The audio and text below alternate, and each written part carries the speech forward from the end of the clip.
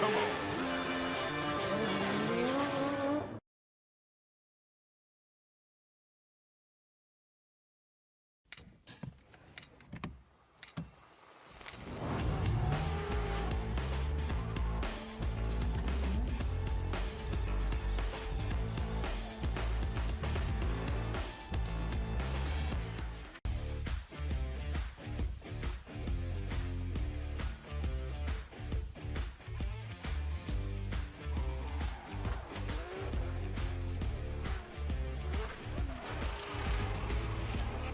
This is how we do.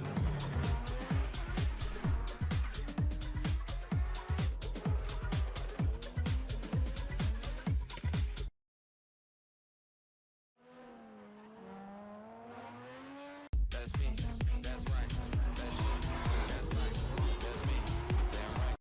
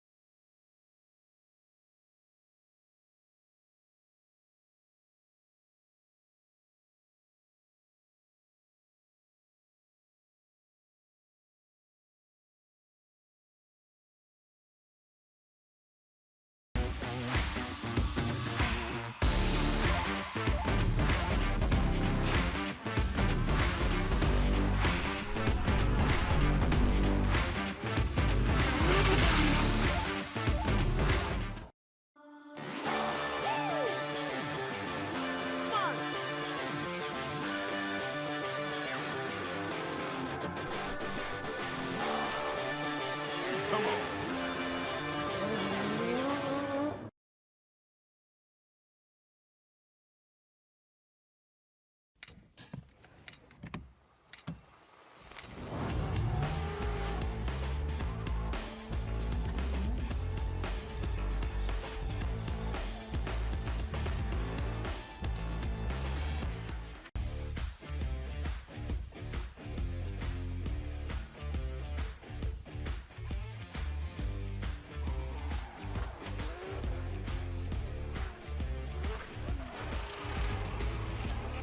This is how we do.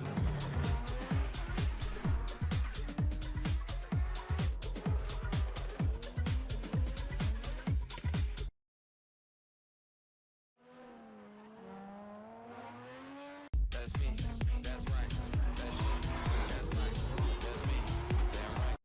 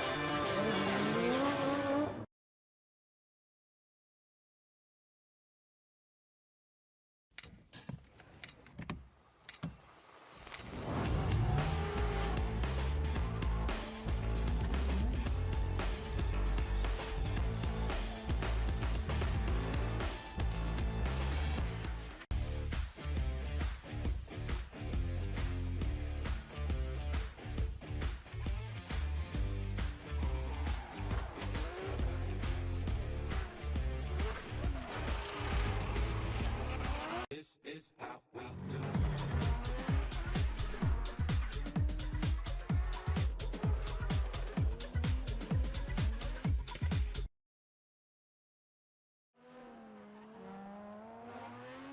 That's me. That's right. That's me. That's right. That's me. Damn right.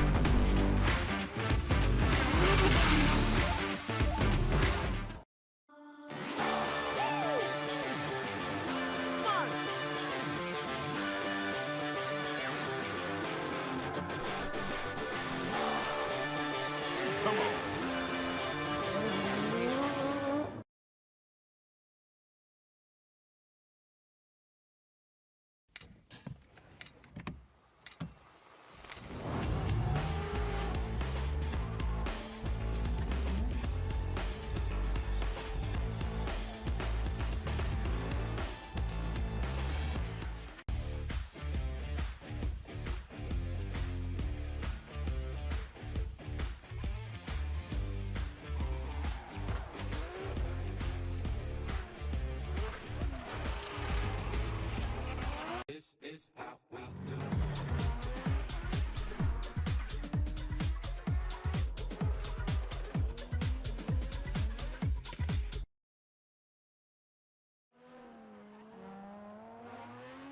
That's me. That's right. That's me. That's right. That's me. Damn right.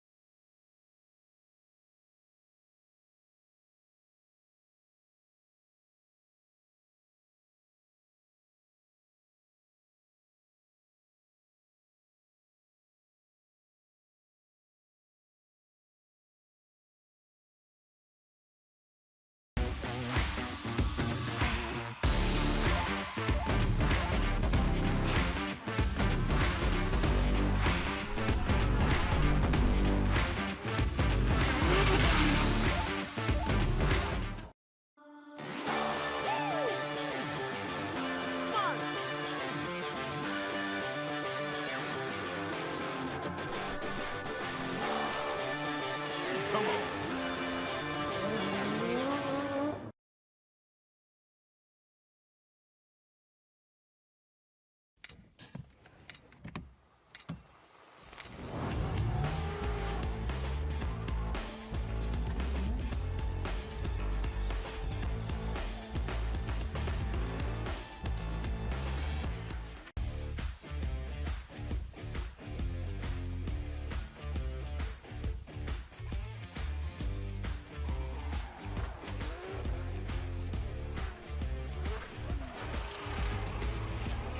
This is how we do.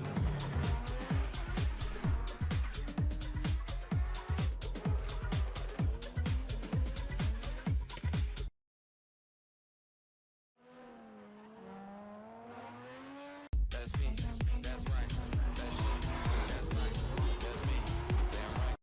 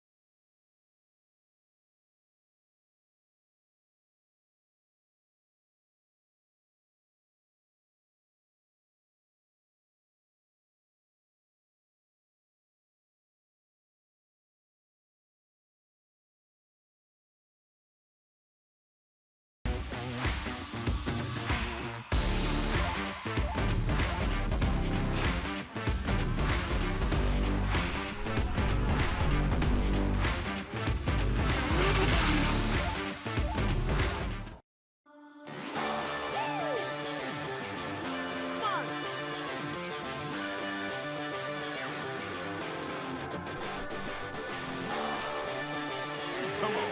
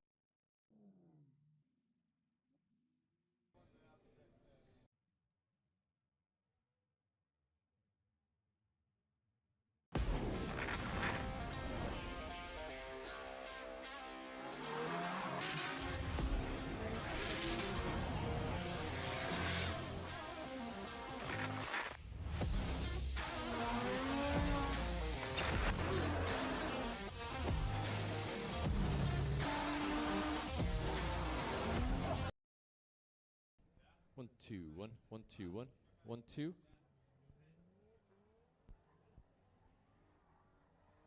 3, 4, even.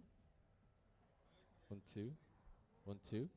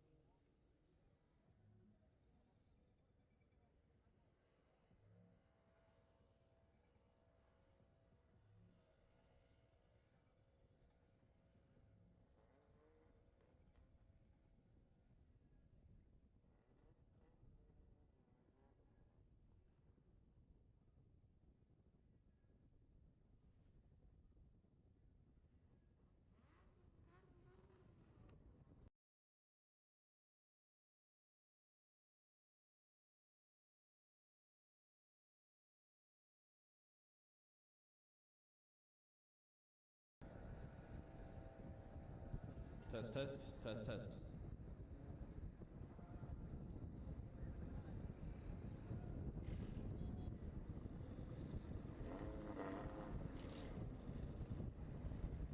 Hello and welcome back here to Bishopscourt Diff and Drift for round 4 of the Irish Drift Series 2025, proudly brought to you by Red Bull Energy and Lucky Day Competitions. It's an absolutely stunning day here in Bishopscourt. There's loads going on around the place and we're about to see loads of jam-packed action. My own name is Adam Driver and I'm joined here by the one and only, the ex-pro driver, now commentator, DJ, Sharkman himself, Mike Fitz. Shark King, exactly. How are you, Adam? I'm not too bad, Mike. Excited for the weekend? Yeah, very excited for the weekend, Adam. Round 4 is upon us, and it is the time when the championship really knuckles down to brass tacks. I'm looking here on the championship on my phone as per the IDS page, and you know what? It's still all to play for. We have Jake Davey leading the way with 201 points. Danny Devine right behind him on 182 with 100 points available for a win, of course.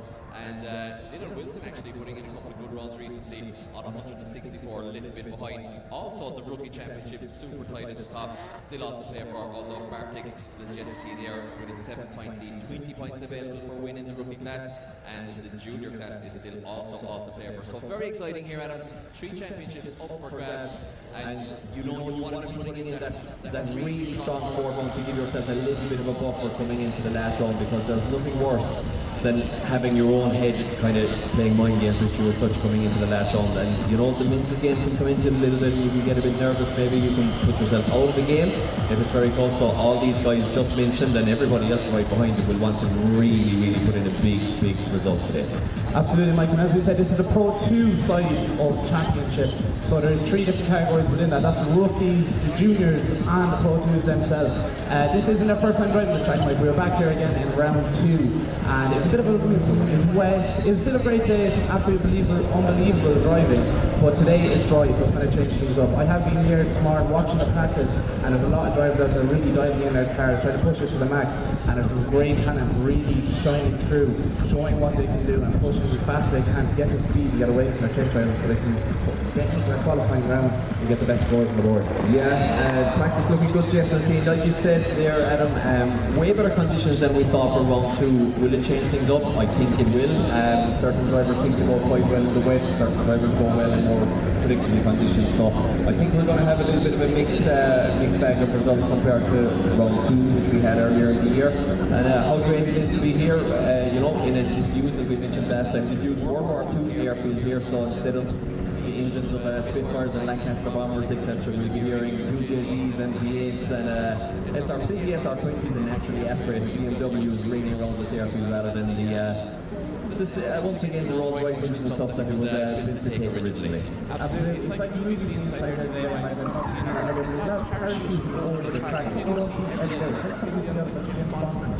It is a little bit crazy up here, yeah. Of course, on the main racetrack just next door to us, we have the Irish Classic Motorcycle Festival going on as well. So if you fancy a little bit of bike and car action, you can definitely get both in if you want to call up to us here at Bishopscourt, Diff and Drift. And you know, Adam, great facility as well, just over here right alongside us, just behind the paddock here, there is a complete diffing area as well, where we see loads of IS200s and guys having fun in their road cars in there for the day. So great facility, something here for everyone from diffing a street car with some spare tyres to go home with to pro level action with 1,000 horsepower cars tomorrow.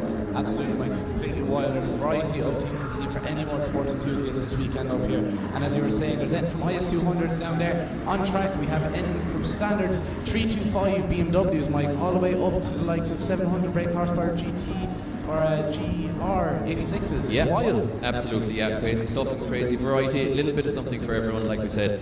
So get yourself up here, guys, and of course tomorrow is Pro Action Day here in IDS and round 4, so be sure to get yourself up here tomorrow, get those spectator tickets in. It's always spectacular, the weather looks good. You're right alongside the beach here actually as well. You're literally about 2 minutes drive from the beach, so you can have a little bit of everything. If you're into the bikes as well, you can call next door, take a bit of that in, get the drifting fix here, get your beach in on the way home, maybe a romantic stroll on the beach. We might have one ourselves later on, we'll see how things go. Maybe so, and you never know. And yeah, you can have a little bit of everything here in Bishopscourt. So we are just getting the track painted. Of course, the rubber gets laid down on the track, kind of makes the lines a little bit difficult to see. It's one of the things here in the running. The drivers, it's a little bit downhill. It's quite hard to see that on the live stream, but it is quite downhill on the initiation. And the drivers do say that it's a little bit difficult sometimes to see the track limits there. So the marshal's just painting that in the interest of fairness for everybody, and making sure the drivers can clearly see where they are supposed to put the car. And that brings us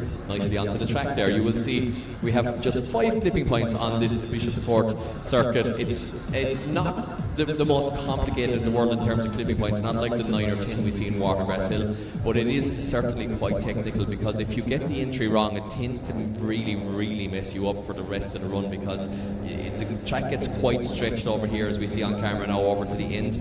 And if you mess up the entry, you tend not to have the legs, unless you've got a lot of power, to make it all the way over on that outside line to the end of the track. So we'll run you through the track as the drivers come down. Basically, it's full throttle entry, flick initiation. The judges don't want to see a lot of handbrake action. They just want to see minimal handbrake action, and flick the car in. Use the handbrake with a touch to steady yourself, but not a big handbrake drag. There will be a deduction for handbrake drags. Ride the outside line all the way around the first corner, full throttle out of that. Big aggressive transition then onto the wall, which is being painted, the clipping point just being painted right now, onto the tyre wall on our right hand side here. Then around by the wall, the real danger zone of the track, around by the wall, and then you're getting yourself into outer zone 4, transitioning back onto that, and flick it back once again for a transition, which is great to watch in twin battles around the long outer zone 5. So just 5 zones, but once again quite technical, great track for twin battles, always throws up lots of action, and yeah, looking forward to it. Absolutely, Mike. As we said last time we were here, it was raining, so it was definitely an entertaining one to see. As we saw around the initiation there for Zone 1, there was quite a lot waterlogged spot of the track, but this time it's completely dry. The driver's got to give full commitment. I've seen that throughout today. If you don't give full commitment coming into Zone 1, you're going to shallow up, you're going to catch grip, and you're not going to have enough to get all the way over into the transition for Zone 2. So I've seen a lot of drivers learn that throughout their practice this morning and pushing their cars as hard as they can, and it's definitely going to show us throughout qualifying. But when it comes to the battle stages of today, it's going to be a real interesting one. Yeah, I think it's going to be a tough one for the guys with the lower powered cars. Some of the lower powered BMWs, maybe they have to be absolutely spot on, and some of the 350Zs as well might struggle a little bit. But you know what? There is merit to that as well, because if you can manage to get a track like this to work for you in a car that doesn't have a lot of power, you're basically teaching yourself fantastic habits for the future. And when you do get more power down the line, or you do an engine swap, or you turbo that engine, or whatever it may be, you tend to become a better driver because of it, because you're not relying from the get-go on power and wheel speed to get you through the track. You have to think ahead, you have to make the track work for you, make your car work for you, make your tyre and your car setup work for you, work on your geometry, take a little bit of grip out, maybe put a grip in some places, and it just does tend to be a fantastic learning experience. And once again, we have 3 classes here. We have a rookie class, a junior class, and the Pro 2 class outright. The rookie class consists of first-time drivers, or drivers who have never qualified for a twin battle. The junior class consists of drivers from just 13 to 16 years of age. So if you are 13 to 16, you're in the junior class automatically as well. And both the junior and the rookie class, should they qualify, they automatically put points on the board in the Pro 2 championship as well. So rookie and junior, their scores are based solely on qualifying results. They're in their own championship based on just their qualifying, but they have the chance to qualify in that top 32, twin battle with the big guns in the Pro 2 class. And once again, it's a system geared to bringing through younger drivers or first-time drivers, and it very much works. Absolutely, Mike. And you say Pro 2 and rookies, it may sound like we're bringing them down a small bit, but it's not, because we can see actually one of our championship leaders at the moment, the young Jake Davey, is actually a junior himself. He's only just around 15, maybe the early age of 16, Mike. Yeah. He's probably one of the most opportunity person, I'd say. Bad English there, but he's definitely someone I have an eye on to take the championship home this year. Not just his own rookie champion or his own junior championship, but the actual Pro 2 championship. Yeah, I think he does have great potential. I watched him driving. I was lucky enough to get to present the Red Bull Drift Pursuit event down in Spike Island a few weeks ago with Becky Evans, and we were actually trackside commentating on that, which brought its own challenges on the eardrums, etc. But Jake was just so good in that. He was so consistent, and I think it's his consistency that has seen him get to where he is. You know, we obviously have 3 drivers in the same family. We have Nicky, Dean and Jake Davey driving. It's literally 3 cars out of the one household being ran, which is absolutely crazy. Most places would struggle to do one. So huge commitment from the Davey family, and I'm really glad to see it paying off for them with Jake. You know, he's doing great. And absolutely, 3 very, very talented drivers, Mike. There are 3 drivers that know how to do it, so they do. Either way, we're about to nearly kick off into our qualifying list with our first driver that'll be coming up. A driver that I haven't seen on the grid so far this year, Mike, but someone I've seen in the past. It's Ralph Vandenberg in his Miata MX-5. Depends what part of the world you're in and what you'd call Miata. it. Yeah, he's got a name like a supervillain, and he kind of drives like one as well sometimes. A crazy driver behind the wheel. I think he's still building an FDRX7 itself, a very cool chassis, not the easiest drift chassis in the world, but certainly one of the coolest out there. But he's campaigning the ex-Drift Games Josh Holdsworth MX-5, which are the NC. It's a very difficult car to drive, SR20 power, super difficult chassis, double wishbone set up in that, and a very short chassis, snappy.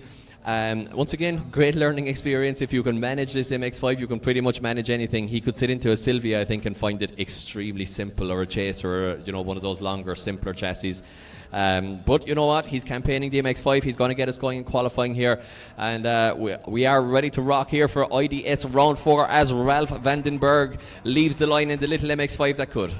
Absolutely, Mike. Ref's coming in here. Long drag of the handbrake for the initiation. Pushing the MX-5 around the track. Unfortunately, comes out short of zone 1, but tries to give it everything and push all the power in that car for zone 2. Unfortunately, it doesn't look like it's going exactly the way he wants it, but he's still trying to get the best scores he can out of the rest of his run. Coming up for zone 4, trying to push it up against the wall. Trying to get that car dialed and push it to the edge of the circuit for the end of zone 5. Trying to get it around, filling that zone nice and deep. Maybe a bit too deep towards the end there, Mike, dropping a tyre. But that's our first run of round 4 done, Mike. It is indeed, yeah, and Ralph putting in quite a safe run there, as we said. You know, the judges may not want to see that big handbrake drag, but Ralph using the handbrake to steady that very snappy chassis, and it's a 66.7, so he does put a score on the board. Might not be enough to qualify him for Pro 2 action. We'll have to see. Just looking there, actually, looks like the judges have actually asked the marshals. It's actually one outside zone on the far corner there, so it's just 4 zones here. So they've actually made one zone out of 2 here. So there's a huge outside zone there on the second corner. So very interesting to see that one. A little bit of a modification there. So big long outside zone there, which will require absolute precision driving from everybody. Now, as Callum Turpey leaves the line in the BMW Turbo, the little compact, look at beautiful wide body kit, loving the bright blue and yellow livery on this car, and looks like he's got plenty power for this track. Listen to the turbo spooling up there. Beautiful car, nice build, and we haven't seen Callum in action. Of course, we are in reverse championship order, Adam, here. The higher qualifiers will be the last guys to qualify, but you know what, Callum Turpey might be at the start of the order, but that was a very, very, very accomplished lap. Absolutely, Mike. A driver I've not seen so far yet this season, but that little compact BMW is well able to go around this track. He has some great pace, and his score is in for us. His score is a 73.7 for Callum Turpey. A great score to put down in your first run, Mike. Yeah, really good score, and not a hugely experienced driver, I would say, but Callum there looking, in competition at least, and Callum there looking good. Now we move it along to another crazy man on the line. I believe it is supposed to be Eric on the line. It's not Eric, so we don't have Eric on the line. It's Dean Dillon. I was thinking Eric because Eric drives an E92 BMW, and that is Sylvia on the line. So it is Dean Dillon on the line in the classic chassis, one of the classic chassis of drifting worldwide, the S14 Sylvia, ready to lead us in. Absolutely, Mike. He makes a drag of the handbrake, but unfortunately just a bit short of zone 1, trying to keep to the edge of it, but doesn't really get in there. Straightens up before he comes out for zone 2, trying to push that car around for his first qualifying run. Drops 2 tyres there, Mike, from what I can see, but hitting that car off the limiter and trying to get around for zone 3, pushing in before he comes for zone 4. He is coming off the track quite a bit there, Mike.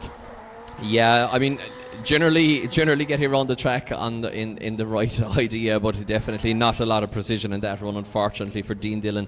Dropping wheels, as you said there, Adam, and getting it a little bit shy as well from zone, so all falling apart. Just showing how difficult that this track is.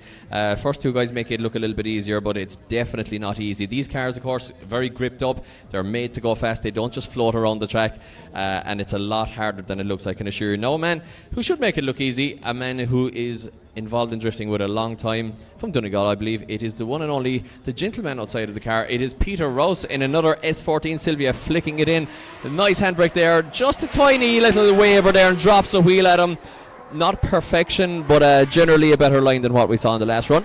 Absolutely, you can see some corrections there in zone 1, but he's making that car go ways round and try to get a solid score on the board for himself. So he makes some loud limiter bashing in that S14, creating loads of smoke, dialing in that car and right out to our zone 4. It looks like a small bit drop tyre there as well, Mike, but it was a great run all around. Yeah, loving the added, the flick and onto angle there around the last corner from Peter Rouse. Really nice style across the line, which is what we want to see. And it's a 70.3 for Peter Rouse. So 70.3 for Peter Rouse. And remember, guys, we are in knockout qualifying as well, of course. We only have 32 places up for grabs. We have a lot more drivers than 32, so it's going to get exciting on the second run of qualifying. As we move it along, it is Stefan Wills, who's another man that's always exciting, Adam, and he flicks in the 180SX as he dances on the clutch here to keep the car just about on track there and gets it turned to the right, but it shuts it down, Adam. I'm not sure exactly what happened there.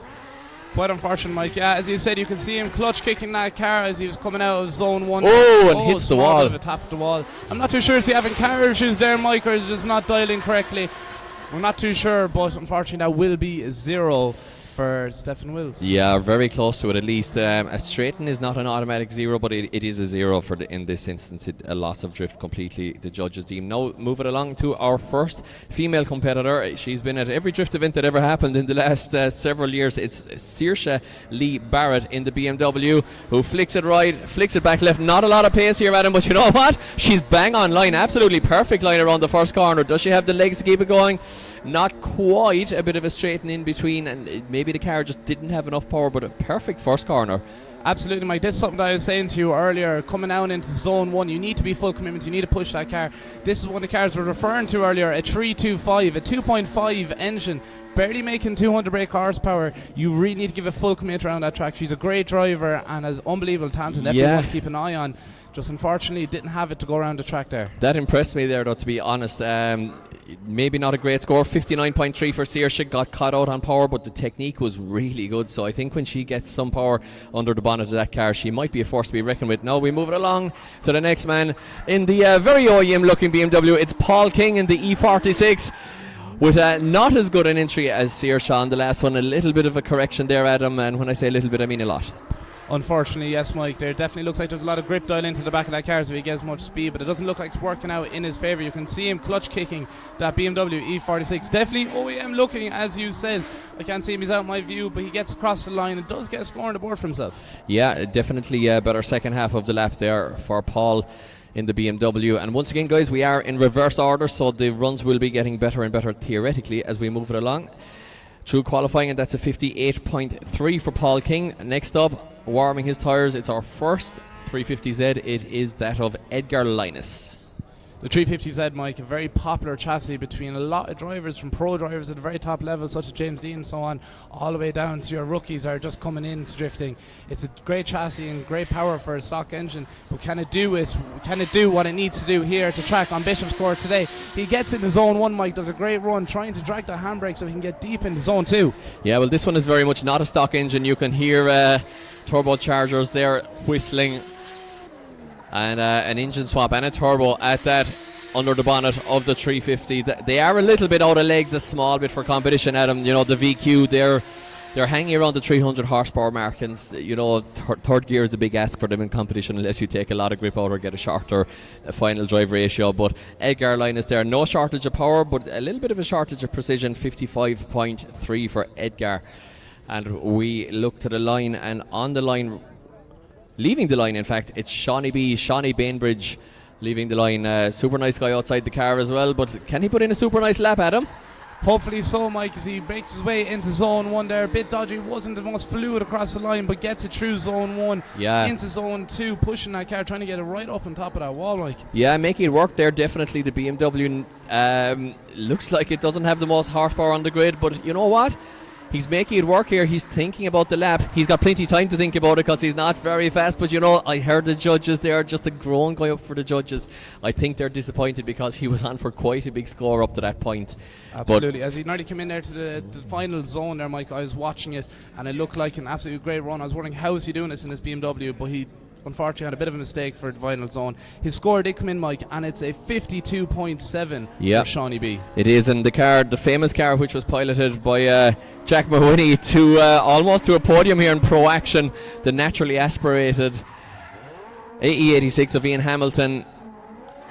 It's a 20 valve. You can hear the throttles opening and the four banger absolutely singing. Fantastic to see it. Maybe pushing it a little bit too hard and dropping a couple of points as a result. Oh, and gets it locked up there and pushing the little Corolla maybe at him a little bit too hard in the dry conditions, overworked in the car and maybe picking up a couple of mistakes on the way. Absolutely, Mike. That's definitely one car that everyone was talking about last time we were up here in Bishopscourt for round 2. It was wet on that day, so it feels like that car has as much power as you actually need. And that car went all the way to getting into the podium stages of the Pro 1 side of things last time we were here. And it was a 0 for him, unfortunately. But we're going to move on to our next driver, Mike. It is Shane Ward. Yeah, it is Shane Ward, the man from the West. It's not the guy from X Factor. It is definitely not the guy from X Factor. This Shane Ward is a very bad singer. I've heard him try, but he's quite a good driver, and he is getting to grips with his Sylvia according as the season goes on. New chassis for Shane, first time competing. He's a Pro 2 rookie, of course, as well as Ian Hamilton was that just passed, and maybe not A perfect lap there for Shane Ward, but he's getting better and better every round that goes by in that Sylvia. I'm going to have to stop you there, Mike. You've no proof to say that's not Shane Ward from the X Factor in that car. I do. I I've don't believe I've heard him sing. Okay, that might do. Either way, he got a score on the board for himself. Shane Ward, not the singer, gets a 45.7. 45.7. He'll have to improve on his second run as Paddy Tobin in the very distinctive Rapid Design BMW enters our converted airfield here in Bishopscourt and does a good job of doing so. Adam pretty much bang on the outside line, putting his back left wheel on that perfect outside line there. Now gets the BMW turned around. V8 power under the bonnet of this one. Oh, dials on a little bit too much angle too quickly, and as a result it pushes him towards the inside of the track a small bit, but still not a huge mistake from Patrick Tobin there, the Pro 2 driver. Definitely not a huge mistake, Mike. We could hear him clutch kicking, trying to get that car back into the zone, but let's see what it comes out from the judges' side of things. It's a 63.7. 63.7. He will have to improve. Usually the cutoff is in the high 70s, low 80s for Pro 2, so he'll have to improve if he wants to qualify.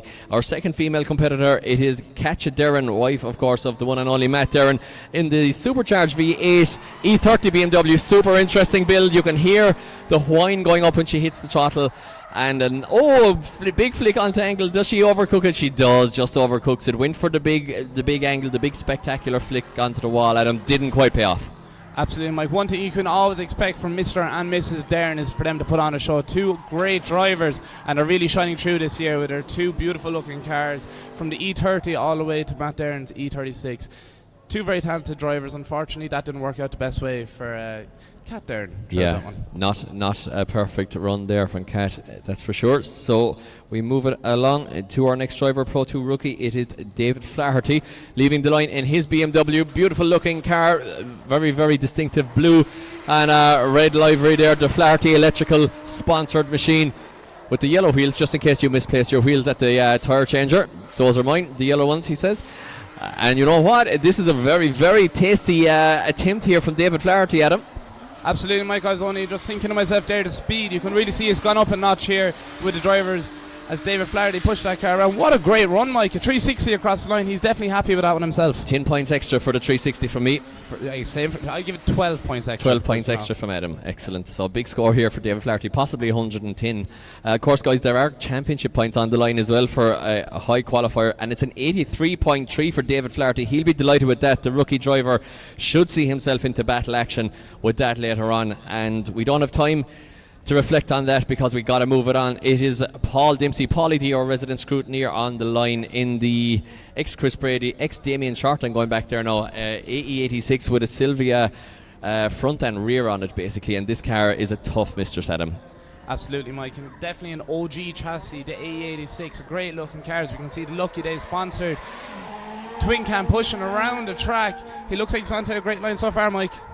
Yeah, very, very well known for being a difficult car to master. Sylvia front and rear set up on this car on the shorter AE86 chassis. So, you know, a lot of things can go slightly out of kilter with the suspension, your roll centers, and everything can go a little bit mad when you transfer it onto a different chassis. And Paulie there missing the outside completely in the last section there. For Zone 4, yes, Mike. A few drivers seem to be struggling with that so far. I will say, throughout practice, I saw quite a few drivers pushing it a bit too far coming into Zone 4 and coming off track, where it would have left them with a 0 if they were being scored at that time. So maybe the drivers are holding back now at this point, trying to be safe and not push it too hard, but it's not working out the best for them. Either way, we're going to move on to our next driver, Mike. That's all well and good, Adam, if you've only got 32 drivers. Well, you know what? If you don't put in the score here, you're not qualifying. But this guy is putting in a big score. It's a rookie driver. It's Jidrius Balkus, and a great outside first corner from him. Pretty much perfect, huge angle. Looks like it was going to push him to the inside of the track, but it didn't. He put foot to floor, used the wheel speed to keep him on the outside, and I really like that technique. Now, does he get it turned tastily? I think the key, Adam, for the last section is not to dial on huge angle as you come into the last zone. You just want to get the car nice and settled in and then put foot to floor and dial on the angle for the second half of the last zone.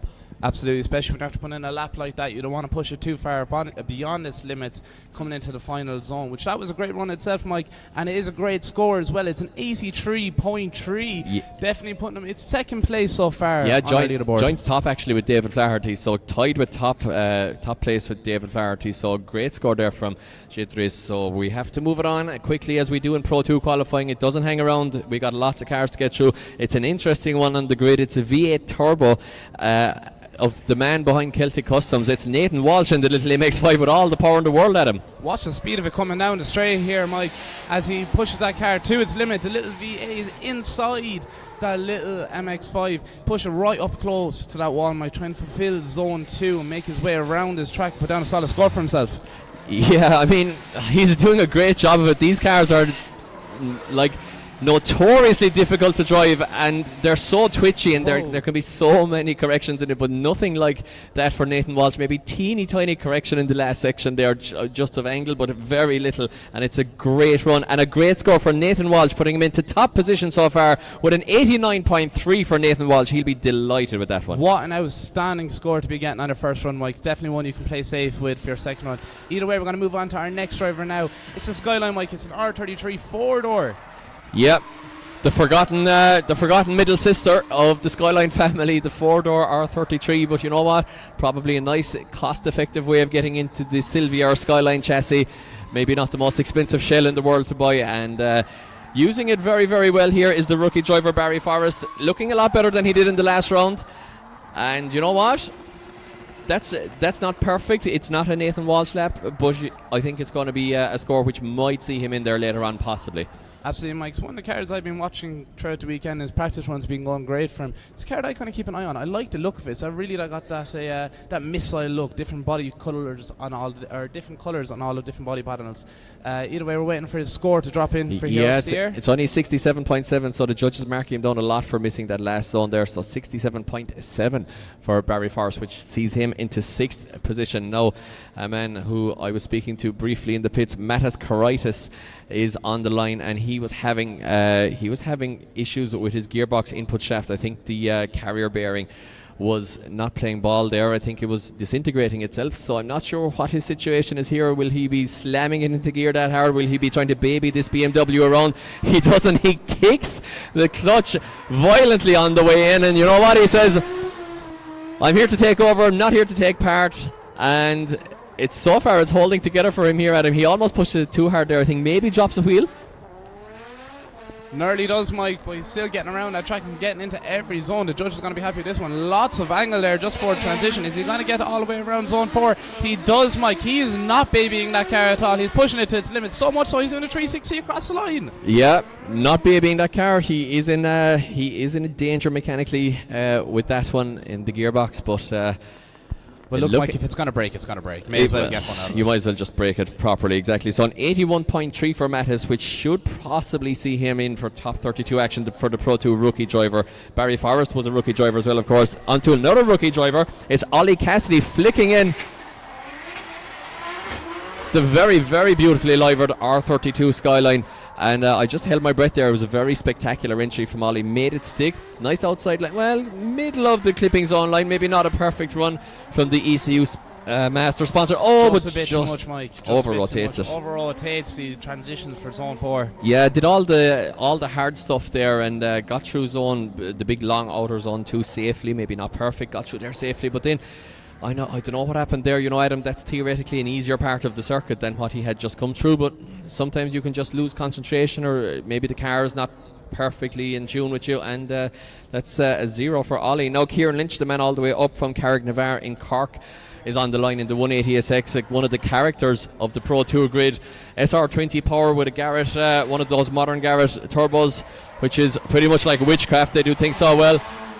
I say, Mike, this is a driver I was watching Shroud practice, and he was doing some great runs, so I'm expecting a lot from him here, but unfortunately it doesn't look like it's going the way he wants it to. Yeah, I think he clipped the tyres there a little bit, a big correction there. Just coming into zone 2 from Kieran Lynch, and flicks the throttle there now.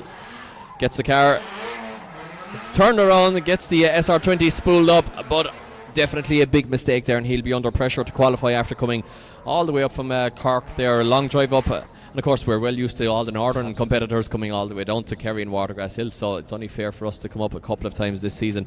But not a huge score there, I would say, from Kieran. Absolutely, Mike. Few drivers making a mistake around zone 3 and zone 4. Either way, we're going to move on to our next driver. Yeah, 63 it's for Kieran Lynch. It's the sister of the one and only Harry Kerr. It's Molly Kerr in her 350Z, pushing around the track. Another great driver, a talented driver, and one to keep an eye on. She's getting into zone 2, trying to get right deep in there, Mike, so she can, and get the best score on the board. She's making it work. She is. She just had a wheel off on the outside there around zone 2, but a very, very committed run here from Molly Kerr. And every time we see her, she impresses us so much in the 350Z. Definitely not the most powerful car on the grid. It sounds like Chewbacca is having a fit, but you know what? She made it work, and she just dropped the wheel on the outside of zone 2 there. But apart from that, a great run from Molly Kerr, and it's a 77.3. She'll be happy with that one. And you know, Adam, you called Molly Kerr the sister of Harry Kerr there. I think in time to come we're going to be calling Harry Kerr the brother of Molly Kerr, because she's going to be the more famous one. But we'll see. You never know, Mike. You never know what way it goes. Definitely a possibility with Molly with her skill. Either way, we're moving on to our next driver. It's the one and only Power Eddie. Eddie Power, the power in the tower. The man I'm trying to fill the small shoes of today, but he's out there on track trying to do the best he can. Zone 2 unfortunately doesn't work out for him, Mike, and over rotates. A driver that's been doing unbelievable trail practice. I was watching him all morning and I was screaming for him here as I was spectating myself and watching him go around. He doesn't look too happy inside that car at the moment, but I'm sure he'll have something to comment on it. Well, you just threw a dig at him there as he spun at him. That was a low blow, I have to say. But you know what? It was bad timing. I'm sorry. Eddie's on the mic tomorrow, so I'm sure that he'll get his own back on you. I won't tell him you said anything though, and he probably won't want to watch that run back. So he probably won't ever know that you said that. Hopefully he's just watching the end of it. So just in case he's tuning in now, Eddie, what an unbelievable run! So close. He could have got it, but unfortunately didn't. Very talented driver. Definitely the next James Dean.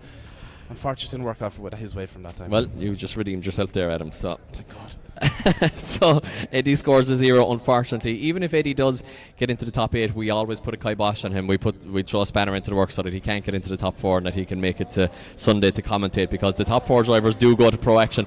But now a man looking to get to that top 4, it is Francis Hines, the Galway man, with some upgrades gone into the car in the transmission department, I believe, and qualified for his first twin battle in the last round in the beautiful Sil 80 here. Maybe not perfectly onto the outside of zone 3 there, kicking the clutch in the SR, and also sacrifices zone 4 there. Does get it at the edge across the line, but sacrificed the whole zone up to that point there. So I think Francis Hines there leaving a lot of score on the board, but it's a 70.3, you know, not a terrible. 70.3 is definitely something to be and a rookie driver as well, so he will be within his own championship. Yeah, definitely a driver I've been watching throughout the series so far, and you can see him improving round by round. He did have clutch issues in Watergrass Hill for the last round, but he got them sorted back in the track. Speaking of car issues, next man up, Cian Leahy, did have some gearbox issues, he was saying to me, but he's out there and he's going to give it everything he can to get a score on the board. Yeah, looking good there around the first corner from Cian, but a big straightening between corner 1 and 2, unfortunately for him. Very nice line on the initiation, but all fell apart then on the transition. Maybe does have gearbox issues, I'm not sure. Oh, and hits the wall. I know that he did put a new clutch into this car just Thursday night, so clutch kicks it. He's kicking the life out of that new clutch, but you know what, I think the wall tap there was a significant one. It upset his line a little bit. He missed the outside of zone 4 as a result, and it's a 66.3 for the man from Mill Street in County Cork, Cian Leahy. Interesting point here, Cian Leahy has a bet with Ian Patterson. They both be affiliated with Group D where he worked, and the lower scorer at the end of the season is going to wear a dress to the awards night for the whole night, and this is happening. So just to add a little bit of spice in there, you know.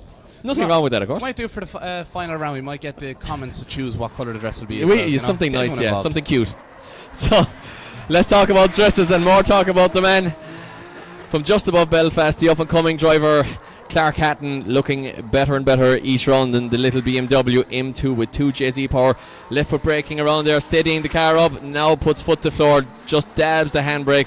Very nice line here from Clark Hatton. Safe run, Adam. Not full attack or anything, but you know what? It's technically huge angle and he's on the right line, so technically very, very good there. Maybe could have been a bit faster using the left foot brake to steady the car, but it's an intelligent one from Clark Hatton because he's going to put in that banker for the first one.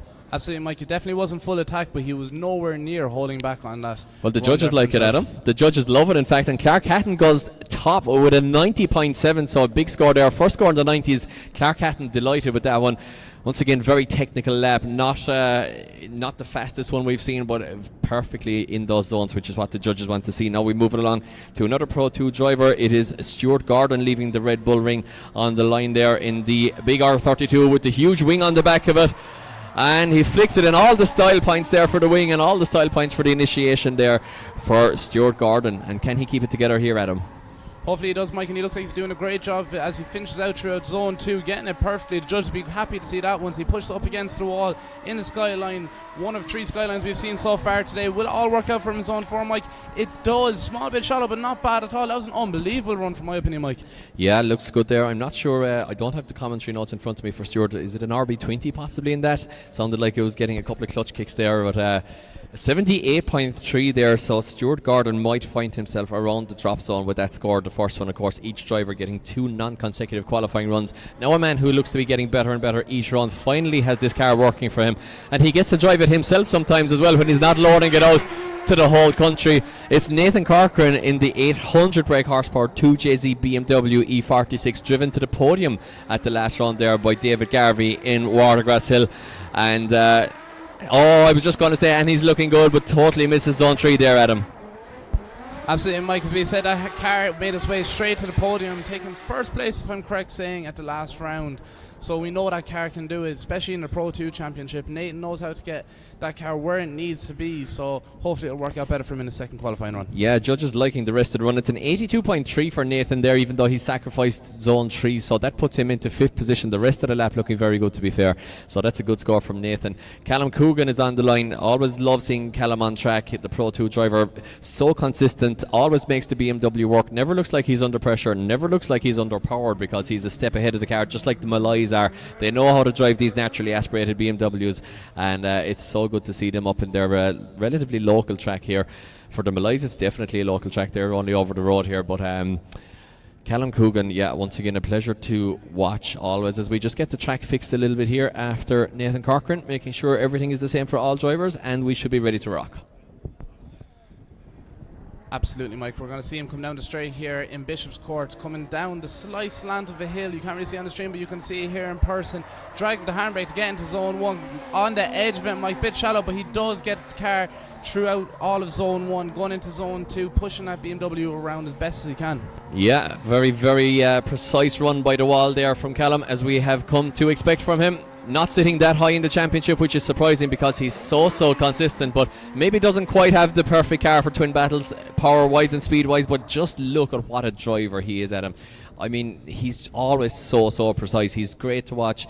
You know, it's just a 75 for him there. Maybe didn't quite have the impact, but he always has a better one in his locker for the second one, I would say. Now we move. So Mike getting a safe score on the board for himself. As you said, we're going to move on to our next driver. Is the one only. Look at his picture there on the live stream, guys. He looks like he's fresh from Ibiza there. Where you're heading at him on Monday, I believe, DJing. I sure am. Superstar DJ for Shenanigans. Shenanigans in Shenanigans. Shenanigans in Shenanigans. Superstar DJ here alongside me, DJing in Ibiza, heading out on Monday. Or Ibiza is how you would probably pronounce it, because you're cool. Yeah. But like Eyeball Paul would say, you know? Yeah, Eyeball Paul and Kevin and Perry, yeah. When I think about it, Mike, you kind of look like Eyeball Paul. I kind of do, I know. Just don't bring it up again. Alan Connolly looking like he's fresh from Ibiza, and you know what? I think he's in party mode. Maybe he is in party mode. Hopefully he's in party mode, and he'll showcase us that throughout his qualifying run, because it'd be lovely to get a great entertaining run here, wouldn't it? Yeah, he's got the door of his Zinky S14 open there, and maybe he's just telling Owen there on the start line about his, or is it Kevin? It's Kevin on the start line. He's telling Kevin about his exploits in Ibiza, I think, is what's happening. Also, the door won't close, we're hearing, and you have to have the door closed to compete, because you have to. So Kevin, I love that explanation, Mike. Yeah, you have to have the door closed because you have to. You just have to. That's them's the rules. It's simple and them's the rules. If your bonnet comes up and you can't see out, that's fine. You can just look under the you know, at the bottom of the windscreen. You can look out and drift away. That's grand if you can't see. But if your door's open, No, sure, you don't want to draft. Why leave the heat out? You're after leaving on the AC inside the car. And you know, If you competed in these, Adam, a day like today, no, you'd be letting the door open as well, to be honest. But these things get hot inside them. Now, let's see, do we get a hot lap from the man who's just back from Ibiza? Possibly. It's a rumour. It's Alan Connaughty. Oh, and he's gone very far to the right. He's gone wide. Oh, messes up. Totally messes up the initiation there, Adam. absolutely, Mike. I'm not too sure if it's car issues or what. We could see him there as he initiated into zone 1. His door was open. He was having a look at it. Yeah, he's being yellow flagged here. Yeah. With the yellow flags. So all falling that won't be it. On the bright side, Mike, that car looks stunning. Yeah, I was just going to say, how good does it look, the 11-0 there. These guys have a whole team together, and each of the cars looks better than the last. Big fan of a Zinky S14, the early S14 as well. Such a cool looking car. A little bit like a Ford Mondeo of the period, but you know, a bit cooler. Absolutely, Mike. We're going to move on to our next driver. It's the one and only Ryan Nally. Ryan Nally actually, unfortunately, had a bit of an incident back in Watergrass Hill. The car ended up upside down, so it did, throughout practice, but he got back out. That's another thing you're not supposed to do, as well as having your door open, is roll it. Really? Oh, okay, Yeah, that makes a lot more sense. I was wondering why he stopped after rolling it. It's Either frowned upon. It is frowned upon. Either way, he got straight back out after, and he's straight back here for round 4 in Bishopscourt, and he's out on track. It's young Ryan Nally pushing the car around the track. Yeah, absolutely. The Des Nally sponsored S-Chassis. Strange to see a PS13 almost starting competition these days. They've become so expensive. And okay, so let's see what Ryan Nally can do. He's looking pretty good so far here. He's looking pretty absolutely spot on to that point. Could be a little bit deeper into outer zone 4, but apart from that, a very, very good lap from Ryan Nally. Maybe letting a couple of points on the board there towards the finish, but overall getting the right idea, and it's an 83.3 for Ryan Nally. So 83.3 there for Ryan Nally, so putting him well up the order into joint third position actually with David Flaherty and Jedrius Balkas. So Ryan Nally will be happy with that one as we move it along. The next man coming down is Stefan Mooney, the Pro2 junior driver. It's not Stefan Mooney. It is Stefan Mooney, sorry. Getting conflicting notes into my ear here. No, it's Conor Duggan. It is Conor Duggan, indeed. I thought that was Conor Duggan's car being driven by somebody else, but it is actually Conor Duggan. Absolutely, Mike. Conor Duggan. I'm not too sure if you've said it there or not, but this man was telling me throughout the week that all year he's only been running on 6 cylinders. So technically it wasn't a V8, it was a V6. But he got that fixed and he's back out on track today with full power and full torque, giving it everything he can. I was talking to him earlier. He's feeling very confident about the track, and he should do, as his score came in, and it's a great score. It's an 84. Mike, I think I just overheard as well. I don't think that's the last time I'll be seeing this car for a little... for a short period of time. Yeah, apologies for my confusion there. I was getting loads of info into the air, but Jake McElveen is going to be driving Conor Duggan's car as well. I was talking to his dad Stephen there earlier, and they have sump issues. The sump has cracked in his car several places, so yeah, so definitely an eventful day as we just call out Conor Duggan's score there before we get to the next run, and it is an 84 for Conor Duggan. And we move it along to young Jamie Hines, the young Galway man, just 15 years of age, I believe, the junior driver. 16 years of age, Mike, but he doesn't show it. He drives like he's driving for many, many years. He drives like he's driving for 16 years. Maybe he is. He came straight out of the womb inside that orange BMW. That's why his hair's orange. Possibly. You never know. But he's a great driver and definitely one to watch. Very talented, great character around the pits, and a great run by him as he does a 360 across the line. That's going to be a solid score, especially for his first run here in Bishopscourt for round 4, Mike.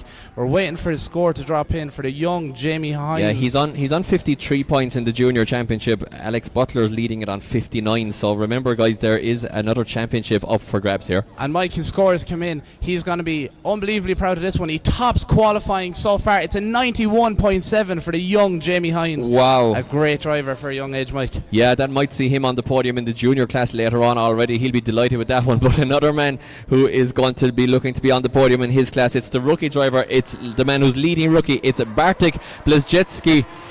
Of course, we're well used to seeing Magic on track, but Bartek is the man now carrying the flame for the Blazejewski family. And look at this perfect outside line. Couple of mistakes earlier in the run, but he's back on perfect outside line. Gets the transition done nice and early. Now gets the car faced for that last zone nice and early. Lovely technique there, getting it all done nice and early from Bartek, not letting himself caught. He's happy with that one. Couple of maybe slight mistakes at the start, but overall a big run for the man leading the rookies. Few slight mistakes, Mike, as you said. He did come out a bit early of zone 1. The judges will be scoring him on that, but he is a great driver, and he's after getting a great score on the board for himself. It's a 74 point Yeah, 0.3 I think it was. 74.3 Yeah, for 74. Bartek. Yeah, so he's going to have to do better if he wants to top the rookie class today, that's for sure.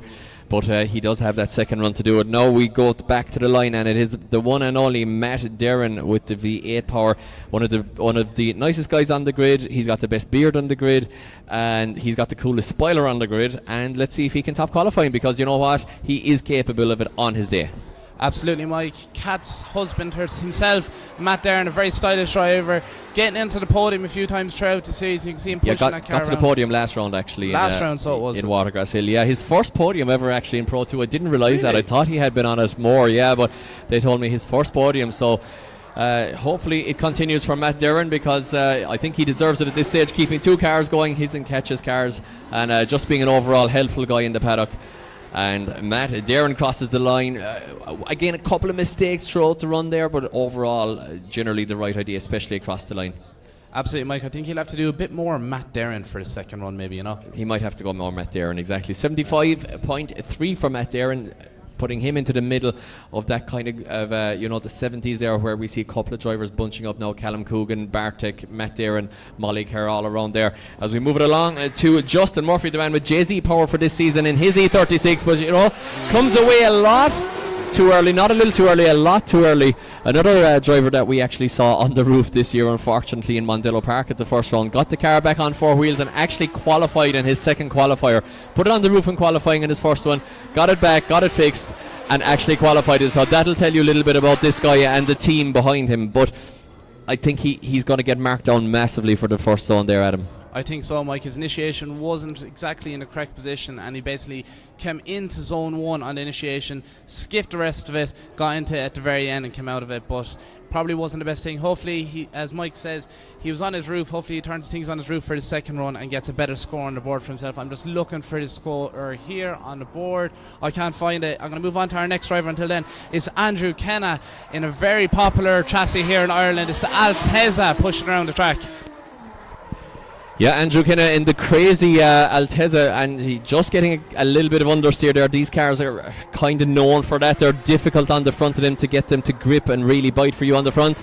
Not the easiest chassis in the world to drive, but one of the most experienced drivers on the grid, the man behind DRT Automotive. Great guy, great driver, and just struggling a little bit there into zone 2 with the front of that 2JZ, about 700 brake horsepower Altezza, and a 36.7 there for Andrew Kenna. So not a great score there for Andrew. He'll have to do it on the second one.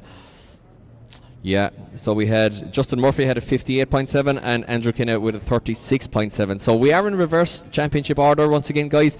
Now the score should really start coming in, and as we get into that all-important top 10 in the Pro 2 championship, and there are some junior drivers in there as well in the mix, I can see here, and all drivers are lumped in here in the Pro 2 Championship for qualifying, so we're seeing intermittent rookies and juniors, but I can see there's 3 junior drivers in the top 10, which is absolutely crazy. No rookies, but 3 juniors, so the future is bright. And Marcus Heinen, the man from Ballincollig and Cork of Village Tyres, son of Marcus Heinen as well, of course. Marcus Heinen Jr., we call this guy, just so we know. Maybe it's his dad driving the car, I'm not sure, but probably young Marcus. They'd probably get away with that, wouldn't they? Showed ID, shirt, same name. I often said, and I go back to an anecdote from Barry Sheehan, a motorbike world champion in the Grand Prix class. He actually got his teammate Steve Parrish to qualify his bike one day because he was too hungover in the late 80s. Steve Parrish rode Barry Sheehan's bike in his leathers and helmet and out-qualified himself. So he put in a better time on Barry Sheehan's bike than Barry Sheehan or than Steve Parrish put in on his own bike. So could we see James Dean driving somebody's car in qualifying? Who knows? I don't think they actually check the driver, so if you want a good qualifying score, get on to James or maybe Jack Shanahan or Connor, get them into your car for qualifying and then get them to slip away again. Absolutely. I've heard of hiring out cars, never heard of hiring out drivers. Either way, Mark Heinen, a great young driver himself. He doesn't need to hire anyone out, as he's done a great run so far, pushed all the way around for zone 4, creating loads of smoke across track, Mike, and another 360. It's like a day full of 360s here. Yeah, Marcus Heinen not needing anybody to drive his car there. He's well capable of doing it himself, and he gets an 87.7 there, so a big score for Marcus Heinen, making the big trip up from County Cork. And he'll be delighted with that one in his newly built PS13 with 2J power. As we move it along, and this is our 11th place driver, I would imagine. It is Dean Davey, brother, of course, of young Jake Davey, who is leading the championship. Absolutely, Mike. The elder brother of the two out there. Definitely another great driver, as we can see. He's at this side of the bracket of the line. Either way, we're going to see how Dean Davey does it, doing the Davey do. Huge angle and handbrake drag into zone 1. He makes it loads of noisy roars past the judging tower here in Bishopscourt. Getting into zone 2, Mike can't really see it. Is he in there fully? He is. He is. Not dropping a tyre and getting the big transition here now for zone 3 as he hits the limiter. It sounds beautiful, so it does. Yeah, I think, Dean is definitely the wilder of both drivers. It's kind of like the Shanahan's. Jack is the older driver, should be more mature, but he's definitely the wilder of the two between him and Connor. I think Dean is kind of like that as well. He's the wilder of the two. Doesn't always work out, but when it does, it really does. And it's a 78.7 for Dean Davies. So 78.7 might not see him safe for battle action the way that this can go, but I think the cut-off point will be high 70s thereabouts. So let's see. We're going to move on to our next driver. A driver that I learned how to finally pronounce his name is Eric Naviskos, if I'm correct in saying that. He drops a tyre on zone 1, but not too far. It'll still be safe for him to get a good score on the board, Mike. He's around zone 2, pushing it as hard as he can to the edge of the circuit. Yeah, Eric hanging around the Pro2 Championship with a few years now. One of the regulars, always has a fantastically turned out E46 BMW. He was well up there last year. He's 10th in the championship now here at round 4, and he's going to want a big finish here as he 360s over the line. He's going to want a big finish here just in order to make himself in that top 5 challenging position again coming into round 5 here in the Lucky Day Competitions Red Bull Irish Drift Series. And we wait for Eric's score to drop in. Score is in, Mike, and it's an 84 for Ericus Naviskos. A great stylish score for a stylish car. Either way, we're going to move on to one of the drivers that I've really had an eye on throughout the season so far. It's the one and only Declan Byrne, pushing that S14 around the track, hitting it off limiter, Mike. I'm not too sure what's going on. I didn't really hear it sounding like that trail practice, but he's making it work regardless. A very stylish driver, very fluid driver. Nearly catching too much angle before transition, but he still has it flying around the track, so he is, Mike. Will he get it through zone 4 perfectly? And he does. A brilliant run for Declan Byrne. Yeah, the DNS Transport Sylvia there loaned to Declan for the year, and he's doing a great job behind the wheel of it. You have to give it to him. He's putting in great run after great run, and he's put in a great run this time. It's a 90 for Declan Byrne, putting him into 3rd position behind Clark Hatton and young Jamie Hines. So 90 for Declan Byrne. The score is definitely increasing now, and a man who is leading the junior championship right now, it's Alex Butler, the Pro2 junior driver, leaving the line in the BMW turbo-powered BMW. Absolutely, Mike. I was chatting to him in the pits. Another man that seems to be having a bit of car issues. He's having gearbox issues. He was telling me he's going to hold as much as he can back and push his car to his limits for his first qualifying run, and not fear about anything braking. And you can see that as he's making his way around the track, coming on for zone 3. He's planning on fixing it all afterwards, but unfortunately, Mike, it didn't work out for him. You can see him drop his head, hands onto his face. It didn't work out for him. Obviously gearbox issues from what he was telling me earlier. He really hoped it would work out for his first qualifying run, but unfortunately not. Hopefully he might get a fix for the second qualifying run though. Yeah, you know, Adam, so you have some insider info there. What was the situation? Were you speaking with him earlier? So what I was speaking to him earlier, he was saying yesterday throughout practice he didn't have too many issues, but this morning when he went out he didn't have too many great runs because he was having gearbox issues. I'm not too sure on the technical side of it. He basically just said to me, gearbox bad, hopefully work. If work, I drive. Yeah, that's basically it. Simple enough. Yeah, just put it in a Dublin accent. So, yeah, exactly, yeah. Well, loud actually, but yeah. Oh, close enough, sorry. Close enough. I'm from Kerry, everything sounds the same. Everything sounds the same once you go above Limerick to a Kerry man, exactly. So, interestingly, yeah, and we can confirm Sean Healy, our head marshal today, confirming it is gearbox. Alex Butler sits on top of the junior championship with 59 points. Remember, there are 20 points available for a win, so that means basically, if you do the maths, he's had 2 wins and a second. Alex Butler is on 59 points, and there's only 5 drivers this season in the junior championship, 3 of whom sit within the top 10 in the Pro2 championship outright, which is crazy, genuinely crazy. But Alex Butler is one of those drivers. Funnily enough, actually, he's leading the junior championship, but he's actually the lowest placing of the top 3 drivers, of the top 3 juniors in the top 10 of Pro2. But if Alex drops a round here, Jake Davey is on 54 points, Jake McElveen is on 53 points, Jamie Hines is on 53 points, and Stefan Mooney's on 51 points. Obviously, you know, you get 20 for a win, 19 for second, 18 for third, 17 for fourth, etc. Hence the consistent scoring in this. So basically, if you drop a round, it means that it's a huge impact on your championship. So there's going to be absolute scenes in the pits here trying to get this BMW going again for the second run of qualifying, because this is going to make or break this guy's championship. Absolutely. I've seen himself and his father help out many drivers at the time when they've had car issues themselves in the pits. So I'm sure there'll be a big crowd of other teams and pit crews coming together to help him as best they can. Maybe get that gearbox changed and back out for round 2, or for the second qualifying run, I mean, Mike. He does have a spare one there, thankfully, so he doesn't have to do the time wasting of going look for one. Can you get a gearbox change? How long are we after taking to get here? Are we 45 minutes in? Even? Maybe, Mike. We do have the rest of the grid here to go on. We've got the whole way to go around again. So maybe an hour. You're going to have at most, I think, an hour to get that changed. So wow, that's going to be pretty quick work in the pits on axle stands, and you got to get the car jacked up. You got to get the oil dropped out of the box out, prop off box out, gear lever out, and then everything back in. Oh, I don't know. It's going to be tight. Mike, I'm used to just pressing back to pits and everything working again. I play on the sim. You're just yeah. Tom Murphy fixed my car for me for brakes. Superstar. That's what you get for being a superstar DJ, though. Exactly, the VIP treatment. Yeah, just far from a superstar, but sure.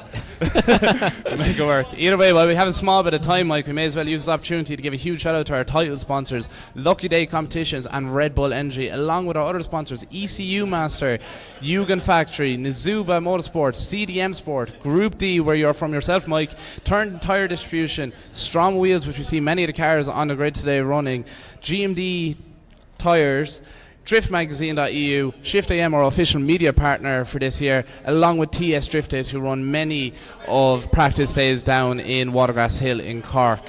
So you should get yourself down to some of them. They're a great crack always. Yeah, and as always, guys, get involved in the comments. We will keep an eye on your comments there, and we will get them read out once we get a chance, if there's any stoppages like now. And get involved, get in the comments. We only have a 254 watching today, of course, qualifying for Pro 2, but remember, it is going to heat up later on as we get into battle action after just after 2 o'clock, I believe. We're kicking off in battle action about 2:30, and that is always where the main show starts. Of course, we are just gridding the grid basically, but of course we are scoring rookies and juniors for their championship now. Absolutely, Mike. And something we can chat about here while we have a bit of time. Huge angle. Conor Duggan is not back out again, but his car is. Up next, we will be having the one and only Jake McElveen back out, but we'll be driving Conor Duggan's V8 powered E46. All year he's only had 6 cylinders. Now he's got V8 full power, all 8 cylinders going for him, and he's making full use of them. He's even renting out the car. 2 people driving into one car. Mike.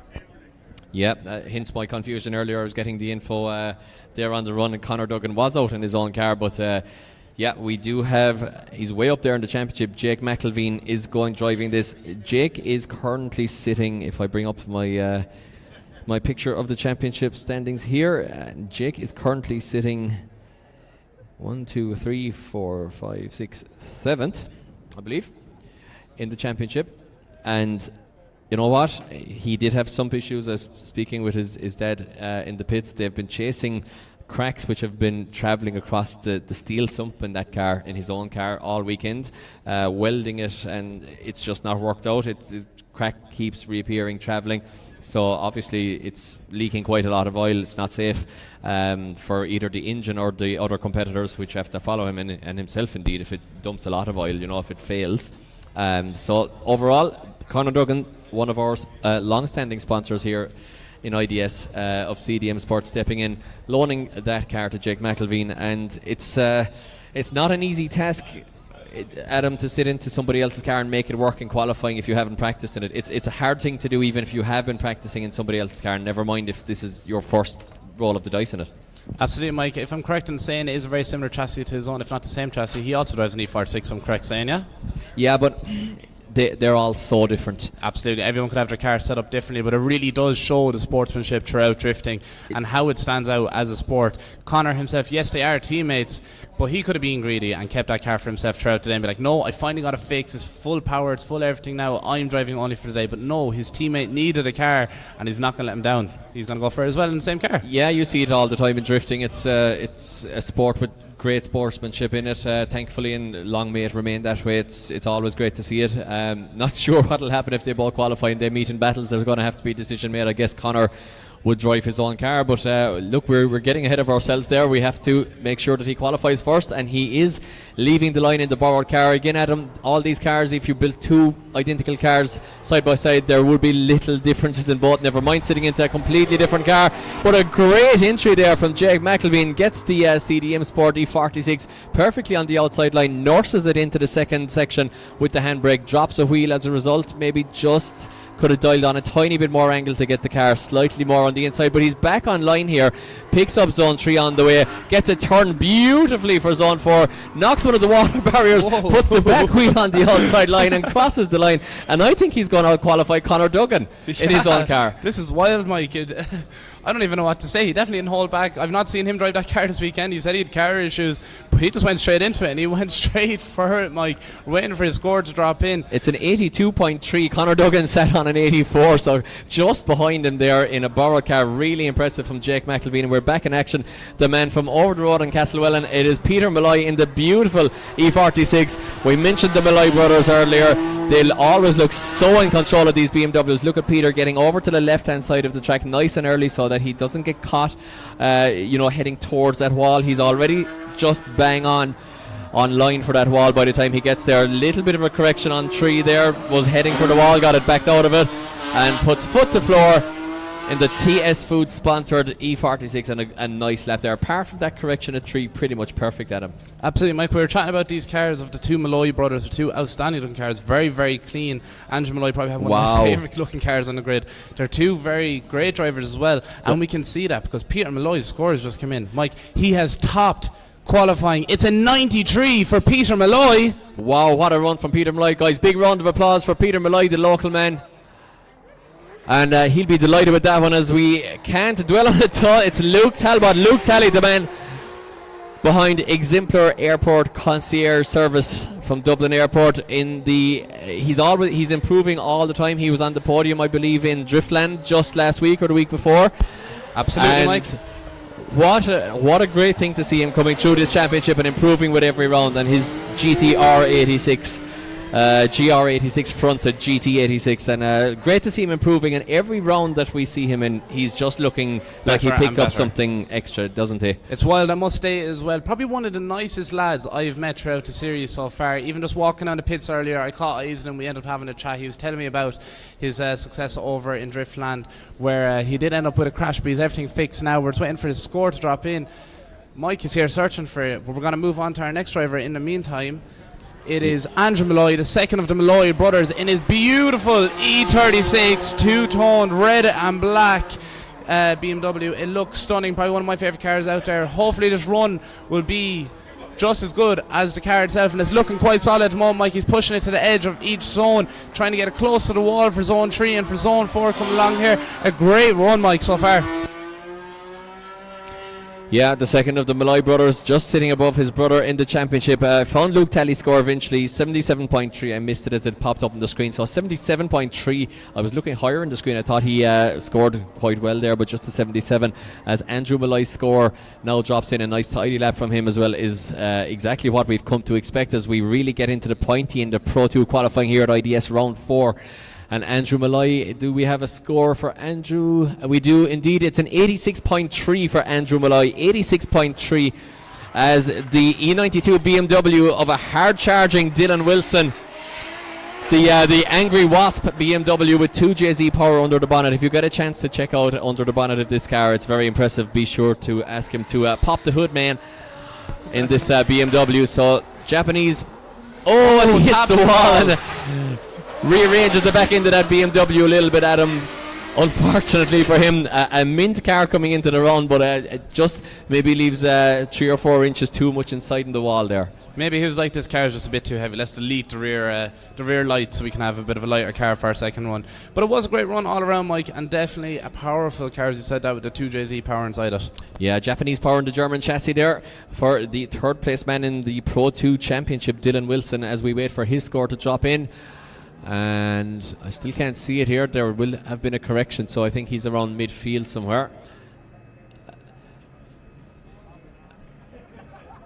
Dylan Wilson, it goes into 20th position with a 76.7, so he has to improve to make sure that his championship hopes stay alive. Once again, guys, if you win qualifying, you get 11 points. Second for qualifying, gets 10 points. Third gets 9, etc., down to 1 point. So there are a lot of championship points available for qualifying as well. So it's very important to get a big score here. And a man who is still on a championship charge here, the man from near Naas there in County Kildare, it's Danny Devine on the line, Adam. Danny Devine, another member of the CDM Sport team. We will just hold off in a second. We can see our marshals out on tracks. We're about to move the block back to where it should be after the hard charger, as you called him, Mike Dylan Wilson, moved it just a bit out of the way.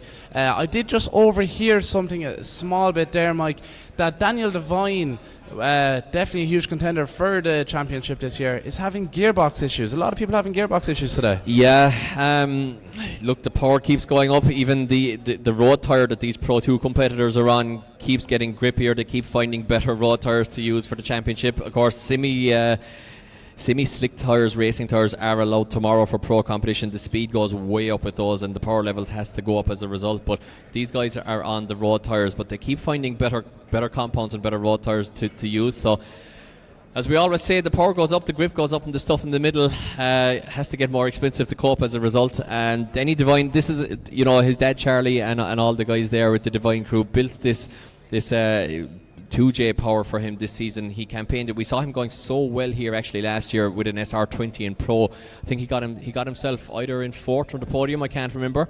I've watched a lot of drifting and I'm quite old, so I forget things. But great run from Danny Devine with an SR20 here last year when he qualified from Pro 2 to Pro competition.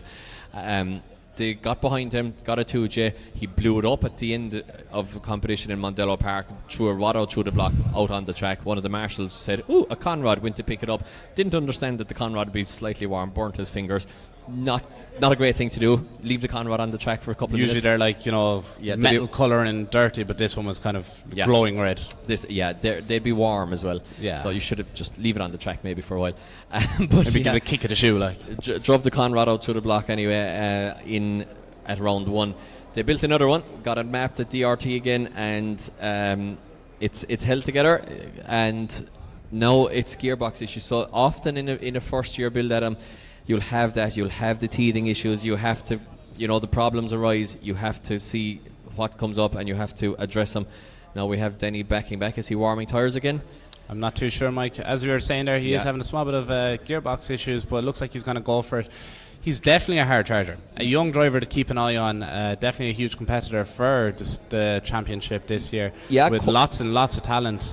Quite young definitely man. has no mechanical sympathy though. No, has no mechanical sympathy. Most of the young drivers coming in don't have mechanical sympathy because, as you touched on there, they're raised on the sim.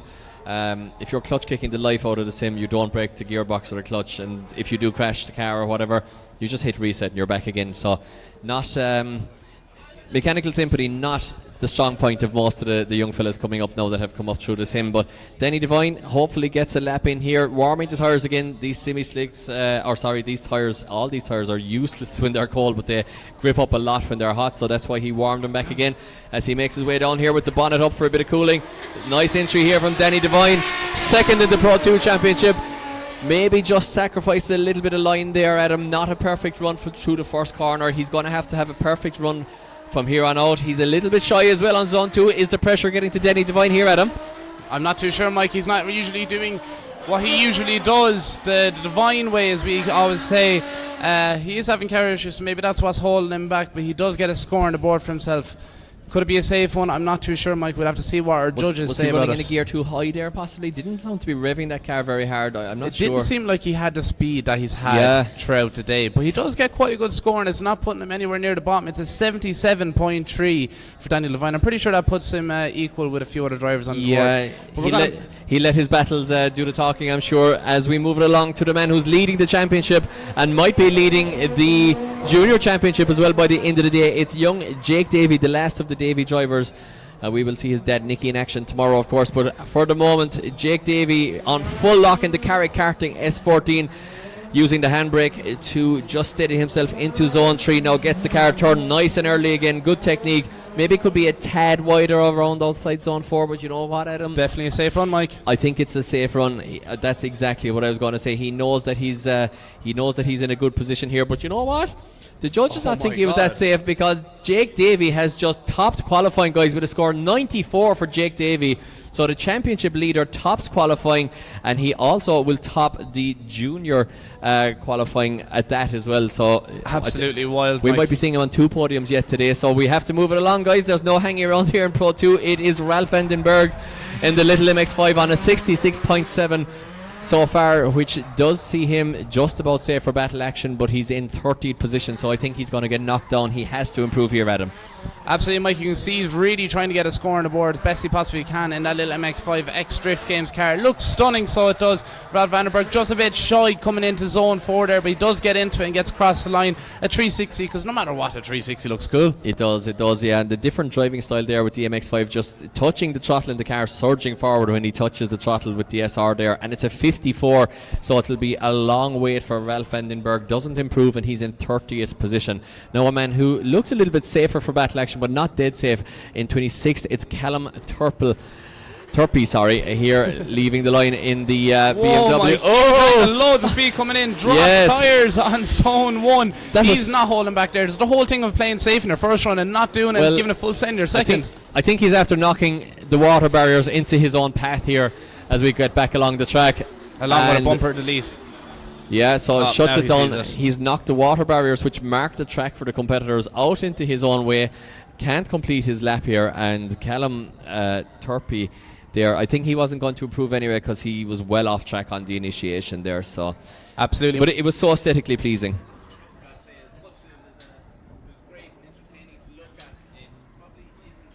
If you want to get a good score on the board, that's not what our judges want to see. Our judges want to see you give a big flick into zone 1 and fluidly come all the way through it, keeping the tyres in depth on that zone, making their way for zone 2. But that's not, unfortunately, what he done there, and unfortunately caused a 0 for himself because he threw the water barriers out in front of himself. Yeah, hopefully the media guys caught that. I can see Megan and the crew there across. Give us a wave there, Megan. We're sitting pretty here in the tower with our legs up, but you are. I'm standing. I was standing. I have to leave the old man. Again, I'm old man. I have to sit down. Yeah, true. So hopefully the media guys caught that one. That one was definitely spectacular, and I'm sure they had a great angle across the track there for that one. As we look back to the line now, under the Red Bull start line, it is Dean Dillon with just a 20 on his first run. So the Pro 2 driver outright will be going home unless he improves massively on this one. Cut-off point currently 32nd position is Paul Dempsey, actually, in the E86 with a 64.3. So not as many competitors for this run, just 52 drivers after going through, which is still a huge amount, but we've often seen 75.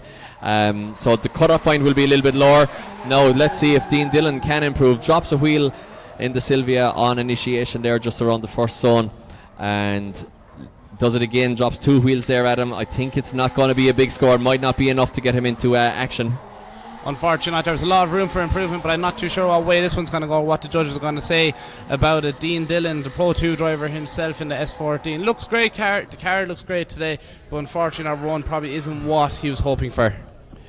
Yeah, as we look back to the Red Bull ring at the start line as we wait for Dean Dillon. He does improve it to 54.7, but it's not enough to qualify him, so that's all she wrote for Dean Dillon. He is out of competition. Qualifying in Pro 2 is a tough mistress, as I always say. Now Peter Rouse is sitting in a dangerous enough position in 27, so he has to improve as well. Lots of drivers can still run that can put Peter Rouse out of action. The very experienced driver from just west of us here, up the northern side of the country, is on the line and ready to rock. Peter Rouse is a very fancy name. It sounds like a soccer player or something. Yeah. Is it a soccer player's name? I don't know. Okay, possibly. Probably it's some fella. I'm not sports, I'm cars. Some fella called Peter Rouse probably plays soccer somewhere in the world, so you're probably right. Or Junior B hurling or something. Junior B hurling, yeah, exactly. Something along them lines. Maybe sport, you never know. Either way. Well, this is a sport, technically. It is. You know, I've never really heard the second name Rouse. Definitely not down in Cork anyway. It's not a name you hear, but it's I shall quiz him about the origins of his surname later. Do. We get the family tree maybe as well. across a few beverages. And I think we might head next door to the old classic bike show later on for the band and the disco, Adam. A bit of a boogie, Mike. A bit of a boogie. We'll see how things are tomorrow then. But anyway, Peter Ross is on track before we get there. Huge flick to the right from Peter. Does it work out for him? Yeah, maybe just had to dial it back a bit hard to the left there and left the zone as a result. Now gets the handbrake dragged to steady the ship a little bit into the big, huge, long extended zone 2 there. which we thought was zone 2 and 3, but it's now just zone 2, and this is zone 3. A big mistake there, though, Adam. Almost backed out of the rotation into the wall there, and possibly not an improvement here from Peter between the mistake at the start and the mistake on 3. Unfortunately not, as you probably heard me there, I went, for zone 3. I thought he was actually going to go into the wall, but luckily saved himself. His score is in, and it's not an improvement, unfortunately. It's a 52.3 on his second qualifying run. We're going to move on to our next driver, Mike. It is Stefan Wills, who is currently sitting on a 0. So yeah, anything on the board now would be something good to see, but we definitely want to see him get a strong enough score in to get himself in the top 32. He's making his way down the straight. You can see him putting all the power down. Just shuts it down. Loss of drive there, unfortunately, for Stefan Wills, and that's his weekend over. Unless he decides to go out tonight as well, he can still have a good weekend. It's always more the merrier. More the merrier. It's always actually a good time up here. There's a DJ on site here as well, usually, and a bit of a boogie here. DJ myself. You DJ yourself. So are you? Yeah, we're not stuck for few tunes here. That's for sure. So Stefan Wills, hopefully we'll see him out later on, because we're not going to see him in battle action. As we move it along to somebody we might see qualifying for her first battle action. She's currently just outside the qualifying positions in 35th. Saoirse Lee Barrett, if she can get this car transition smoothly, I think she's got it in the locker here to actually qualify. It's a nice line through the first corner. She has the clutch kick it. She maintains drift, just about stretches the BMW up to that outer zone. Now does drop a wheel or two as a result, because she probably pedalled the life out of the car just to get it there. Not a lot of power in this BMW at all, but you know what? She said, I'm going to go up, I'm going to start competing, I'm going to make it work. Oh, and you know what, Adam? If she got the last zone perfectly there, I think she was in with a shout, but maybe that mistake there was just a little bit too much. But let's see. Absolutely, Mike. This really shows how talented of a young driver she is. You know what? She's done a great run there, and her score is in, Mike. Yeah. Mike, what an outstanding score. The young, talented Saoirse Lee Barrett, all the way from Kerry, is 72.3. Yeah, what an outstanding score for Saoirse Lee Barrett. We all love an underdog. She's in a 27th position with that, so we might see Saoirse in battle action. Hopefully no time to dwell on that. Paul King is out on track. He's not qualifying for battle action. He's way down the order with a 58 currently in the BMW. Can he make it work? Can he pull out a lap just like Saoirse did? I'm not sure. He's definitely got a little bit more power. We're seeing more tire smoke, hearing less clutch kicks. I'm also hearing turbo power, so there's no issue with power there, but I don't know, Adam. I mean, it's going to be possibly an improvement, all right, but is it enough? I'm not too sure, Mike. I'm not too sure. It's definitely a save front to try to get himself a good score on the board, but will it be enough? 67. Unfortunately not. A 67. Well, it is enough currently, because he's in joint 30th position with Barry Forrest on a 67.7, but lots of drivers still to run, including Edgar Linus, who can knock out Ralph Vandenberg. Now Ralph Vandenberg sitting in 32nd position after doing 2 runs. So Edgar Linus in the turbo. I think this is it's either 2J or RB. I have to check with him, but it's definitely a 6-cylinder turbo anyway under the bonnet of the 350Z here, and not lacking power for sure. And crosses the line. Does Edgar Linus do enough? Definitely has the impact and the aggression, but was the technicality there, Adam? I'm not too sure, Mike. There was a few small corrections throughout that run, but hopefully it will be enough. His score is in, and it's a 60.3 on his second qualifying run. An improvement, but is it enough to stay in the show? It's not. He doesn't qualify yet, so Edgar is out of competition. Ralph Vandenberg survives another day. Shawnee Bainbridge is on a 52.7 as he flicks in the BMW, but goes very, very on the inside of the track. Doesn't get that outer zone one at all, and the judges are putting big emphasis on that one, so I think he's already in big trouble here. He's going to have a perfect rest of the lap in order to give himself any chance of qualifying here. It might still be possible. Let's not rule him out just yet, but a nice line through the last section there, but not as far out as he could be as well. So Shawnee Bainbridge, Shawnee B there, not with the perfect lap he needed, as we see the fan there in the distance to blow away the tire smoke that we got in for the weekend. Yeah, I was just about to say, I saw something fly off the car there. I think it was actually just a part of the rear light. We can see one of our marshals running up to get rid of it. Shawnee does improve, but it's not enough, Adam. He doesn't qualify, so Shawnee Bainbridge does not qualify for action, meaning that Ralph Vandenberg survives another driver. But Ian Hamilton is currently on a 0. The man who we saw, the Lind. Borrow. It's an easy word for you. Well, you know, with Cork accent. Yeah, I was going to say he Lent. No, Lent is where you give up chocolate. Oh yeah, that's yeah. That's exactly. So he loaned his car to. But you know what? Let's get back to that because we're into the run here. And Ian Hamilton's on a 0. I'll finish what I was saying afterwards, but Ian Hamilton has to improve here. Definitely does have to improve, Mike. He's pushing up that AE86 around the track as best he can. Definitely a car that shines through on the wetter days here in Bishopscourt, and the dry is not working out as best he'd hope it for, but he gets it around the track, putting a bit of a score on the board, hopefully for himself, Mike. But is it going to be enough to get into the top 32? I do not know. Loaned his car, I'll say. Loaned his car to Jack You're Mawhinney. still hung up it, aren't you? And well, to Jack Mawhinney, but like at this exact track, we saw him doing miracles with it in the wet until Ryusi Akiba managed to put him out in the top 4 pro action in the wet. Ian Hamilton does not qualify, is 61 for him, does not qualify, does improve, doesn't qualify. Shane Ward is also not qualifying with a 45. All the pressure in the world on your shoulders, guys. Imagine you've gotten the car ready, you've done all the prep, and you know what, maybe the pressure just got to Shane Ward. Look, that car looks very difficult though. It doesn't look like it sticks to me. The side bite just seems to be not in it. It looks like a very, very easy car to spin. So, you know, maybe a little bit of setup issues. I'm not too sure. Maybe Mike. a little bit of setup issues on that one. To at the beginning of the season, he said he's just here to have fun. That's so hopefully that's what he's achieving. That's actually Shane Ward on screen and not, I would say not Patrick Tobin, as the screen says. This is Patrick Tobin coming up, yeah. But Shane Ward is out of competition as well after all the preparation and coming up to the north from the west. But Patrick Tobin is currently sitting just outside the drop zone as well. Has to improve in the V8 BMW. Beautiful car as well, very distinctive. He's right on the wall. Does he over-rotate? He does. Adam, is the mental game getting too much for these guys? They don't have all the experience in the world. They can't draw on years and years of pressure in qualifying. And you know what? There's no pressure in the battles. You're just enjoying yourself. You're in there. But in qualifying, I always found it anyway, Adam. And I know even James Dean, and I spoke with him about it recently actually, James still gets very nervous qualifying. We all get nervous qualifying because if you don't do the business of qualifying, you're going home. Exactly, Mike, exactly. And you are out there on track by yourself, so there's no one to lead or guide you if you're in the chase position or to control the pace. But either way, we're going to have to move on to our next driver. It's Mrs. Darren, Kat Darren, wife of the most beautiful bearded man. Yeah. Great character, Matt Yeah. Darren. But yeah, now there's Kat that's up. He's so dreamy. Oh, isn't he? Yeah. I've never seen you smile like this, Mike. I've never seen you smile like this. Just, you know. Either way, the supercharged, high-powered E30 is on the grid line and ready to take off for her second qualifying run here for round 4. She isn't. She's on a 0, guys. So once again, pressure on the shoulders of Katja Darren. She's going home if she doesn't put in a big run here and get herself at least a 70. I would say she'll need to get herself into even into the equation for battle action as she fires the little E30 that could.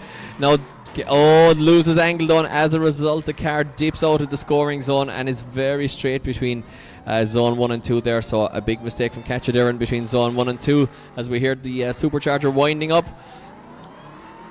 Lovely noise, very distinctive whine from that car there, the supercharger with V8 power out the exhaust in, but I don't think it's enough, Adam. A lot of mistakes there at the first half of the run. She tidied it up for sure, but it's a lot of mistakes to qualify in this company. Unfortunately so, Mike, and it's like we said, hang on. into zone 1. Hang on, it's a 72.7 for Katja Darren, so it's not all over yet. 72.7 puts Katja alongside, equal actually with Saoirse Lee Barrett, the other female competitor, in joint 27th position-ish. So we might see the two girls in battle action later on. Absolutely. David Flaherty put in a huge run in the first one, laid down a marker for himself in the beautiful E46. Very distinctive car as well. Touches the wall there, just gives it a little love tap. Doesn't upset himself too much. Adam, just exactly what you want to see. Maybe, tiny bit of a correction, but not much. And now he's tidying up the last part of the lap.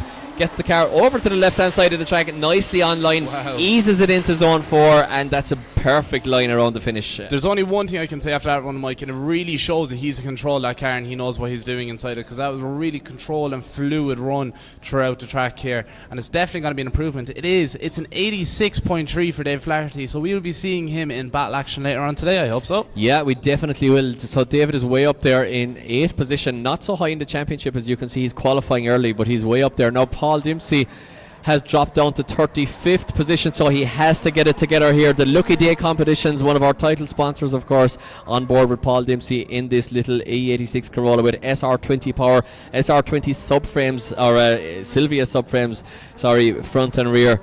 And this car, so very much a Frankenstein car. And you know what, Adam? I think he said to himself, let's stay calm. Let's not dial in a lot of angle here. Let's get ourselves into the show and just keep the head here for this lap. And it's worked for him. He's put in a 75, which sees Paul Dempsey in 24th position, which I think should just about see him in. But, you know, there's still a lot of drivers to go. Jadrias Balkos, the Pro2 rookie, has stepped up and is on the way into the track with a big score already. Clutch kicks the life out of BMW. Big angle in the E90 BMW here, one of the more slightly modern chassis. We'll be seeing lots more E90s and E92s, I'm sure, according as time goes on, and they become more affordable. And it's a great lap so far for the Pro2 rookie.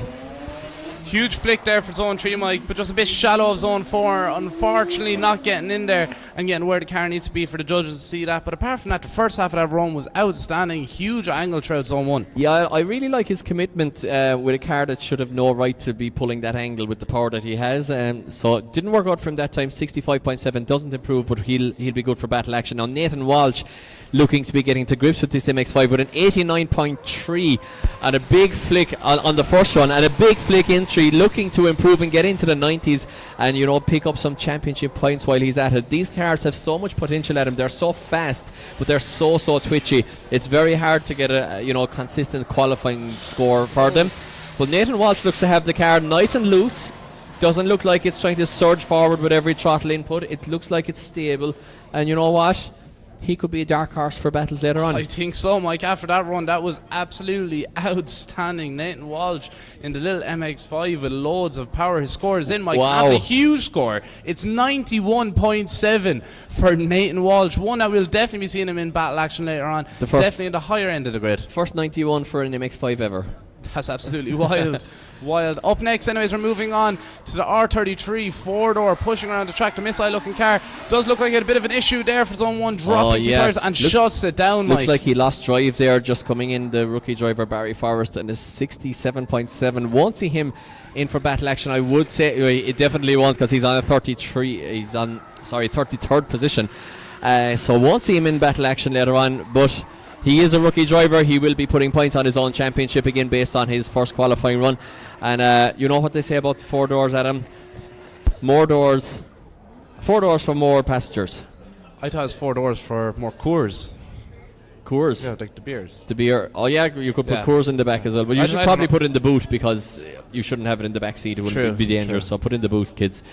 So we move it along to Mattis Caritis on the line, and it's an 81.3 for Mattis on the first run. A newly rebuilt engine for Mattis Caritis. They rebuilt his JZ very hurriedly earlier in the week. They did everything to get the car onto the grid here, and you know what? He's done the team and himself proud with an 81.3 on the first one. And I know it from experience. When you know everything is going wrong, you rebuild an engine, you're tired, you're lacking sleep, you're eating terrible food all week, your body feels terrible, your mind feels sluggish, you get brain fog. But no brain fog here from Mattis Caritis. Great run from him, under pressure all week. They got the engine built, they got to Bishopscourt. It's an improvement even from his first run, and it's an 82.3 for Mattis Caritis, and they should be very proud of that one. Very proud of that score. We'll be seeing him in battle action. Rookie driver as well. Rookie driver, and he getting all the way into the battle action with a great score of 82.3. We're going to move on to our next driver again, Mike. Sorry, I was reading out the names in front of me. Up next, it's Ollie Cassidy in his Skyline as well. Yeah, the rookie driver with a 0 on the first run in the R32 here, and if you remember correctly, mistake on the first run there on the way in, and Ollie Cassidy looking to be a little bit tidier here and get himself a fighting chance of getting into battle action, which is what we all want to do, and he's looking a little bit better definitely this time. A beautiful car, almost a little bit like David Ford's livery there as well, kind of similar looking car, and you know what, he's looking a lot better this time, Adam. A lot better, definitely getting into the zones. Not too much angle, playing it safe and making it work for himself. That's exactly what the judges want to see. But unfortunately, zone 4 again, Mike. Zone 4 is messing up a lot of people, and that would be a big hit to the possible score he could have just got. Yeah, I saw you throwing your hand in the air there, Adam. Throw your hands in the air like you just don't care. That's what they say. But, you know, I saw you like he was doing so well and then possibly threw it away. I'm not sure if he's going to improve. Well, he will improve, but I'm not sure if he's going to improve enough to get himself into battle action. And he doesn't. He does get a 65, so he will score in the Rookie Championship, but Ollie Cassidy not in battle action, as Kieran Lynch, I would say it is, leaves the line. It is indeed Kieran Lynch. On a 63 on the first run, the Pro2 driver will be going home unless he improves. A perfect line through the first corner from the scaffolder from Carrick Navarre. Kieran could land down to Group D to us there, and he might, you wouldn't know what colour he'd be, Adam. He could be black there from being up in the scaffolding all day with dirt from the building trade. Works very hard, this man. Has a lot of guys working for him as well, and you know what? He's after making his 180 work for him here, Adam. It's a lot better lap that time from Kieran Lynch. A lot better, hopefully a good score, and we'll see him into battle action. And it is, Mike, it's an 82.3 for Kieran Lynch, one of the great characters of the Pro2 if you want to hear what a Cork accent sounds like, just speak to him. Speak to Kieran Lynch. That's the strongest Cork accent I've ever heard. Exactly. Anyways, Molly Kerr is up. It's Molly Kerr, the sister of Harry Kerr. Hopefully we'll be saying Harry Kerr, the sister of Molly Kerr, or the brother of Molly Kerr. I messed up there, Mike. You go. Whatever. They're related anyway. They're definitely related because they're both fantastic drivers. Harry Kerr leading our championship at the moment, along with Dwayne McKeever, tied on top. We'll be seeing that play out tomorrow. But the fantastic driver from up the road in Ballymoney, County Antrim. We have the Ballymoney Bandit in Harry Kerr. We have to think of a nickname for Molly, but you know what? She's looking better than the... Whoa. Oh my God, Molly Kerr drops the score in the 90s, guys. It's a 90.3 from Molly Kerr in the 350Z, naturally aspirated. What a run. The round of applause goes up here. Talent and so consistent, Mike. Round of applause from the crowd. Stop mentioning Harry now and just talking about just talk about Molly, exactly. She is Imagine if she qualifies for tomorrow, she beats Harry, just saying. We move. Anyways, huge angle here for the man himself, Eddie Power. Yeah, Eddie Power, all to play for here, the Pro2 rookie driver who'll be joining us for commentary action here tomorrow. The Power in the Tower, of course, the man very famous and very synonymous with Irish drifting, ran the championship for a year as well. Now trying his hand behind the wheel, finally, after talking about other people doing it for well over a decade, in fact, and it's a way better lap from our good friend Harry Kerr there, and I'm glad to see him at least get a good score on the board. Or Eddie Power, in fact. He's going to be I've Harry Kerr in the head. You're going to get in. Well, Harry Kerr will get a good score tomorrow as well, so we can just soundbite that bit. Hopefully so. His score is in, Mike, and it's a 75.7 for Eddie Power. Yeah, big score there for Eddie, seeing him into battle action. Now we definitely lose Ralph Vandenberg. Barry Forrest is gone. Paul King is gone. Francis Hine still has to run. Peter Rose Francis Hine is running right now. He's right on the line, as you said it. Misses the entry there for zone 1, but gets into it, goes deep and goes for zone 2, trying to get his way around the track. He had clutch issues before, but it's all sorted. The car is 100% for himself, hopefully so anyways, and he's putting down a solid line so far, Mike, except for that mistake on zone 1. But will he get a solid score from the rest of the run? Is it going to work out for him in zone 4? It does. Francis Hines getting around the track. First time qualifying at the last round, looking a lot better there in the SR20 powered Sil 80. 10 points for Sil 80 from me as well.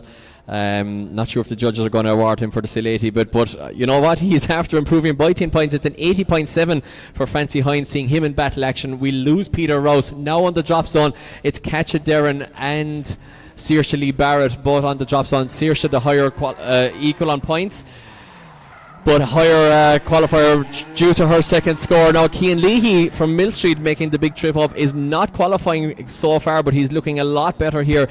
Great measured entry there into zone 2 from Cian. Just dragged the handbrake nicely. New clutch in this car, and campaigning the 330 engine BMW. He's you know what, like that from Cian. Not spectacular, doesn't take any chances, but just puts the car exactly where it's supposed to be, online.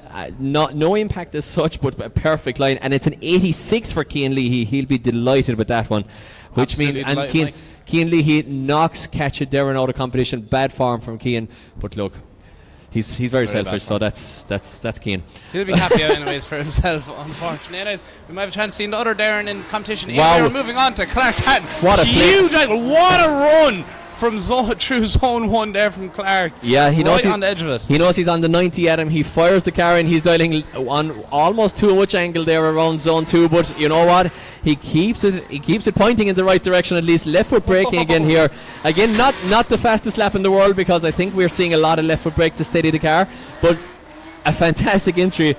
That one's got impact. Maybe if he just released the car a little bit on the brake and then drove it forward, but a great run. Absolutely. Huge entry. Great style. Great to watch. We can hear some of the audience in attendance here in Bishopscourt clapping for him, and they should do, because that was a great line. Unfortunately, the speed wasn't the best, but the score is still solid. It's an 86.2. No improvement, but no need, because he's already in the 90s, Mike. Yeah, Jake Davies still leading on a 94, but will we see a change at the top? We very much could do. Stuart Gordon on a 78 in the first run leads us in the skyline with a big old wang on it, and that's exactly what you want to see on the Japanese chassis. Big, huge, kind of big country lab style looking spoiler there on the beautiful R32 skyline. One of the best looking cars to ever come out of Japan, that is for sure. And let's see, I think it definitely has to be RB20 power in this. It just sounds like it's hitting the top of the rev range, just sitting there. There's no limiter or anything.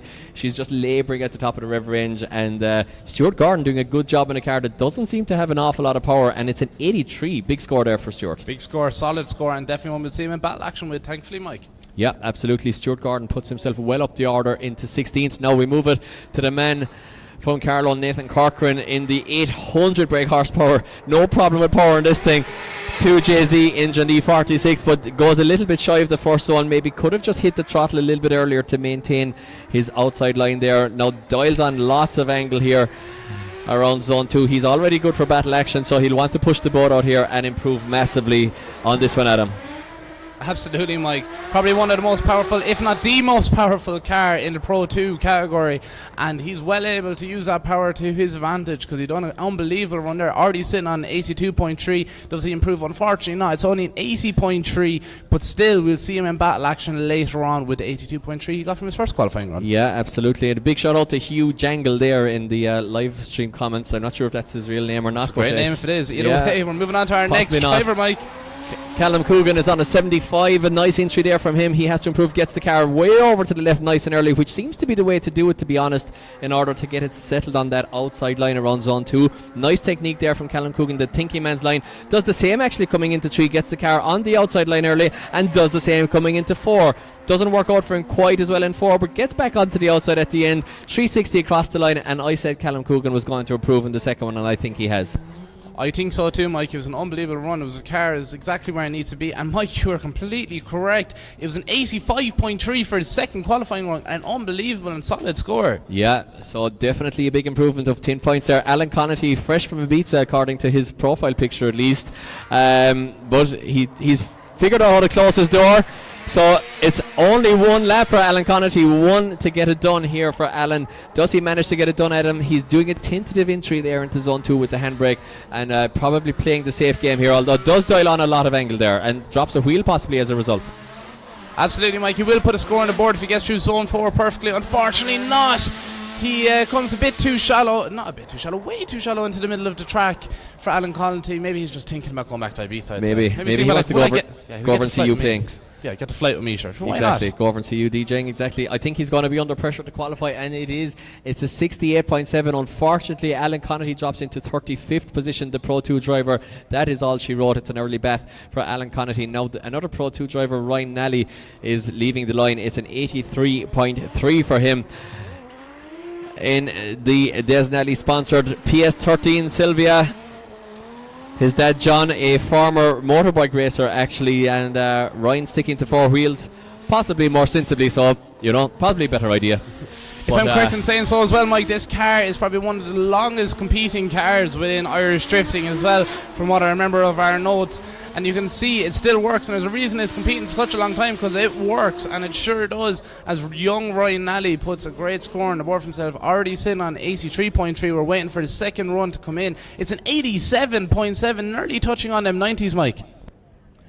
Yeah, really liking that one there, and he'll be delighted with that. And Connor, we're getting Connor Duggan on the screen, but who actually is it? It is, it's Connor Duggan. That's not Connor Duggan's car. Wait, what? So Ryan Nally has run, and Stephen Mooney is not in competition. Connor Duggan is not in Connor Duggan's car. It is Stephen Mooney. So we're just making sure this again. This is why I got confused on the last one. It is Stefan Mooney on the line. So Stefan Mooney was not in the first round of qualifying, but has gotten his car going, basically, which is what's after happening. So Stefan Mooney also won to get it done here. All the pressure in the world on his shoulders. He hasn't done a run since practice. Track conditions will have changed. The track will have heated up a little bit. It might have gripped up a small bit.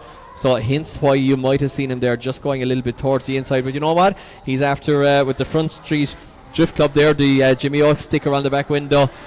He might have just, dialed himself in.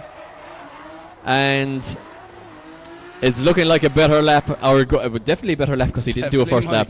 But it's looking like a good score here. As Eddie Power blows on my neck, I was wondering what is going on here as I stumbled my words, because Eddie Power's in the tower here, blowing on my neck and whispering sweet nothings into my ear. He's up here to beat us up for all the slack. He is. Eddie, you're in the show anyway. You're in 28th position. That's it. So long wait. Eddie Power's here in the tower looking at us. And Stefan Mooney got a 77, Mike. 77, putting Stefan Mooney into battle action, knocking Seriously Barrett out of competition. Also bad form there, but that's how it goes. Now it is Conor Duggan on the line in his V8 engined E46 BMW. Beautiful line there from Conor Duggan, getting the car perfectly lined up for the outside line there around the start of zone 2. Now does he get it on the wall at 3? Pretty much. Not perfect maybe, but pretty much the right idea. Now lovely angle, and yeah, beautiful angle there, and lovely lap there from Conor Duggan. And just we wait for Eddie. You're here in the tower. You're not shy of the microphone. How are conditions out there, and what's it like? Yeah, Mike, quite a lot of grip out there. Certainly I got caught out on the second run. Very hard that initiation just to be consistent with it, but yeah, it's tough. Good to see a lot of good scores going in though. Hopefully not too many more. Some perilously close to that drop zone. But Jamie Hines on the line, and what a driver that young man is. They should take those L plates off, because he's certainly no learner driver. He's not even a rookie with the standard of driving he's putting in. Yeah, absolutely, Ed. I only noticed the L place now. Actually, nice touch there from the lads, Jamie Hines, and as Eddie said, a lot of grip out there. Eddie's sitting in 28th position, so he's up here in the tower watching the live scoreboard with us nervously. Now Jamie Hines isn't going to knock him down any, because Jamie Hines is on a 91.7, sitting him way up the order there in joint 4th position currently. And of course, in the event of a tight score, we will go to the driver's second score. In the event of a tight second score, it goes to championship position. Look at this from Jamie Hines. Absolutely perfect on the wall, Adam. Absolutely perfect is right, Mike. We see him coming here through zone 4. It blows my mind every time I see this young man out on track. He's unbelievably talented. He only started drifting just about a year, if not a year and a half ago, and another great score on the board. Oh my God, Mike. He has topped qualifying. It is 94.3 for the young Jamie Hines. Wow, and we are watching the future coming up through the ranks here in Irish drifting in the Pro 2 junior class. That is absolutely crazy. And before we say any more as well, we must go back to Conor Duggan, who we never announced score of. He's actually sitting in 4th place now on the board with a 92 after his run, which was another great score. Great run from Conor Duggan. They are very measured, very calculated. The judges seem to be rewarding the measured runs today. The technical ones that are online, they seem to be very much leaning on the line today, which is no bad thing. Now we have to move it along to another man going for a championship for the rookies. It is none other than Bartek Blazecki with a way better entry. Look at that. That's the best entry of the day so far, Adam. Absolutely perfect. Sticks the back right wheel on the outside line. Now, has he dropped the wheel here? He hasn't really, to be honest. Sticks the back left wheel. This is inch perfect so far here from young Bartek Blazecki. Is it going to be a top qualifier? You know what, Adam? You know what, Adam? I don't know. Whoa, that was an unbelievable run from the young modest driver.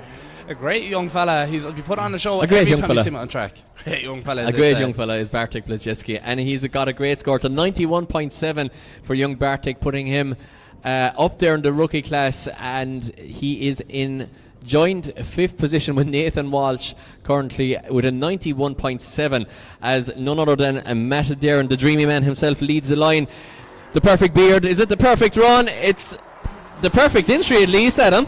It sure is, Mike. He's pushing that car to the edge of the track as best he can and putting the car where the judges want to see it. As you can see him through zone 2 here, so fluid and so consistent with pace as he flicks it for zone 3. He's going to tap the wall just close to it, I'd say, Mike, and he transitions for zone 4. This is where everyone's messing up. Will he do it right? He does.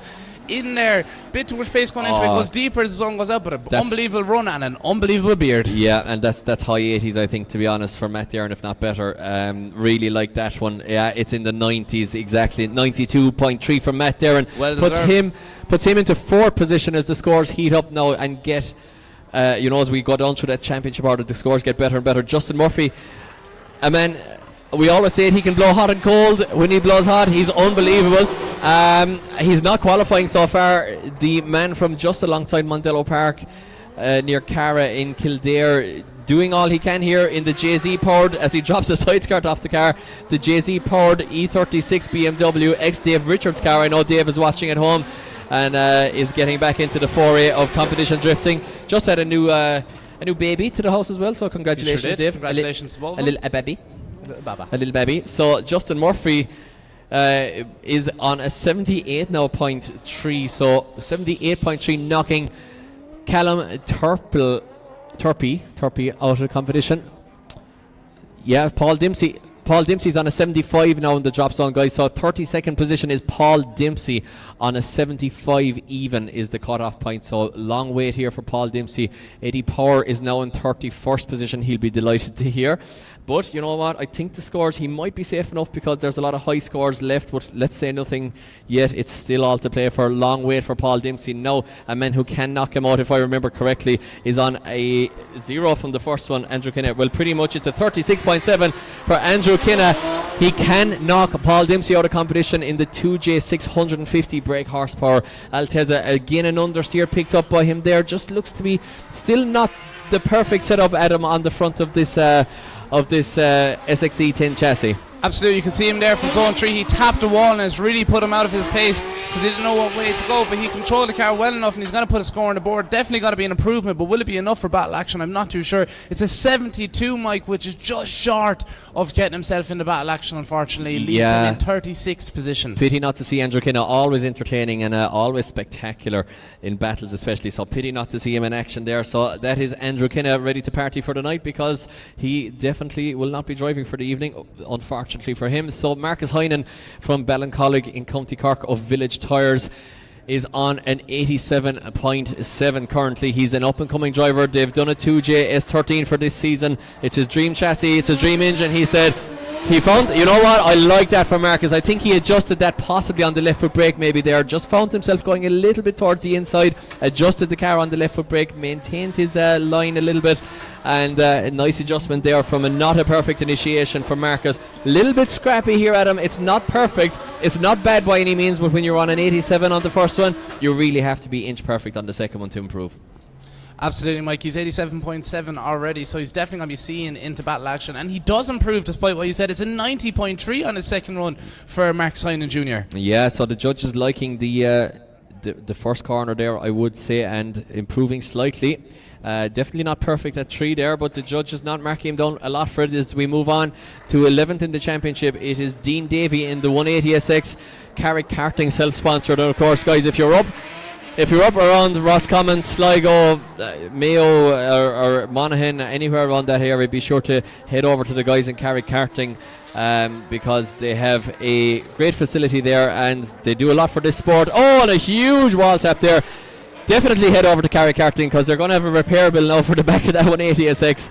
But they put a lot into this sport, and it's great to support them back and keep those 3 cars on the grid. As Dean Davey puts in a 76.7. You know what, Dean Davey, he's in danger zone here. He's still where's he sitting? Well, he's in the 25th. He's okay for battles, but he's not way up there. But not way up there, but we will see him in battle action. We will. He's good turn around. He still can make his way all the way through. Either way, we're moving on to the next drivers. Ericus Navid's cause in one of the most stylish cars out on the grid. Huge flick into zone 1, does a bit too much commitment and drops the tyre, straightens up a bit before he transitions for zone 2 to make sure he gets his way all the way there and shuts it down again. Mike, is there car issues? I'm not too sure. Yeah, possibly. Well, definitely by the looks of it. Of course, guys, as well, the higher you qualify, the theoretical better draw you get. So as we always explain, just in case you're watching at home for the first time or watching here in Bishopscourt for the first time, first place qualifier plays 32nd, second place plays 31st, etc, etc. So if you qualify really highly, you are kind of buying yourself a slightly, on paper at least, easier top 32 battle. But sometimes one of the top guys will have a bad qualifying session and he'll be an absolute crazy man in battles, and it doesn't always work out like that, but you're always trying to qualify as highly as possible, get those championship points, get that theoretical at least better battle for the top 32. And Ericus is currently, speaking of qualifying, he's in 10th in the championship, not doing quite as well as he did last year, but he's still up there in the top 10, and he's currently in 17th in qualifying with an 84. So not a terrible score by Ericus, as you can see on the screen there, guys, with the live qualifying. Paul Dempsey still hanging on there. Paulie D, our resident scrutineer, with a 75 in 32nd position. Absolutely, Mike, and while we have a bit of time there, while our team are getting the car off track, we're going to go to some of the comments. Someone asks, am I right in saying Gary Dunn is issuing that Altezza at Iron Drift King? Correct, if I am saying myself. Correct, Gary Dunn, of course, a pro driver. We'll see him in action tomorrow, I would say, in that car possibly, and in Iron Drift King.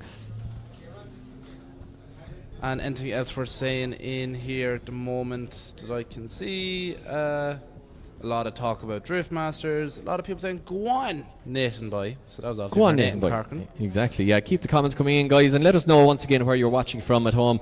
Always nice to see we've got 400 viewers now on the live stream, which is great for a Pro 2 qualifying session.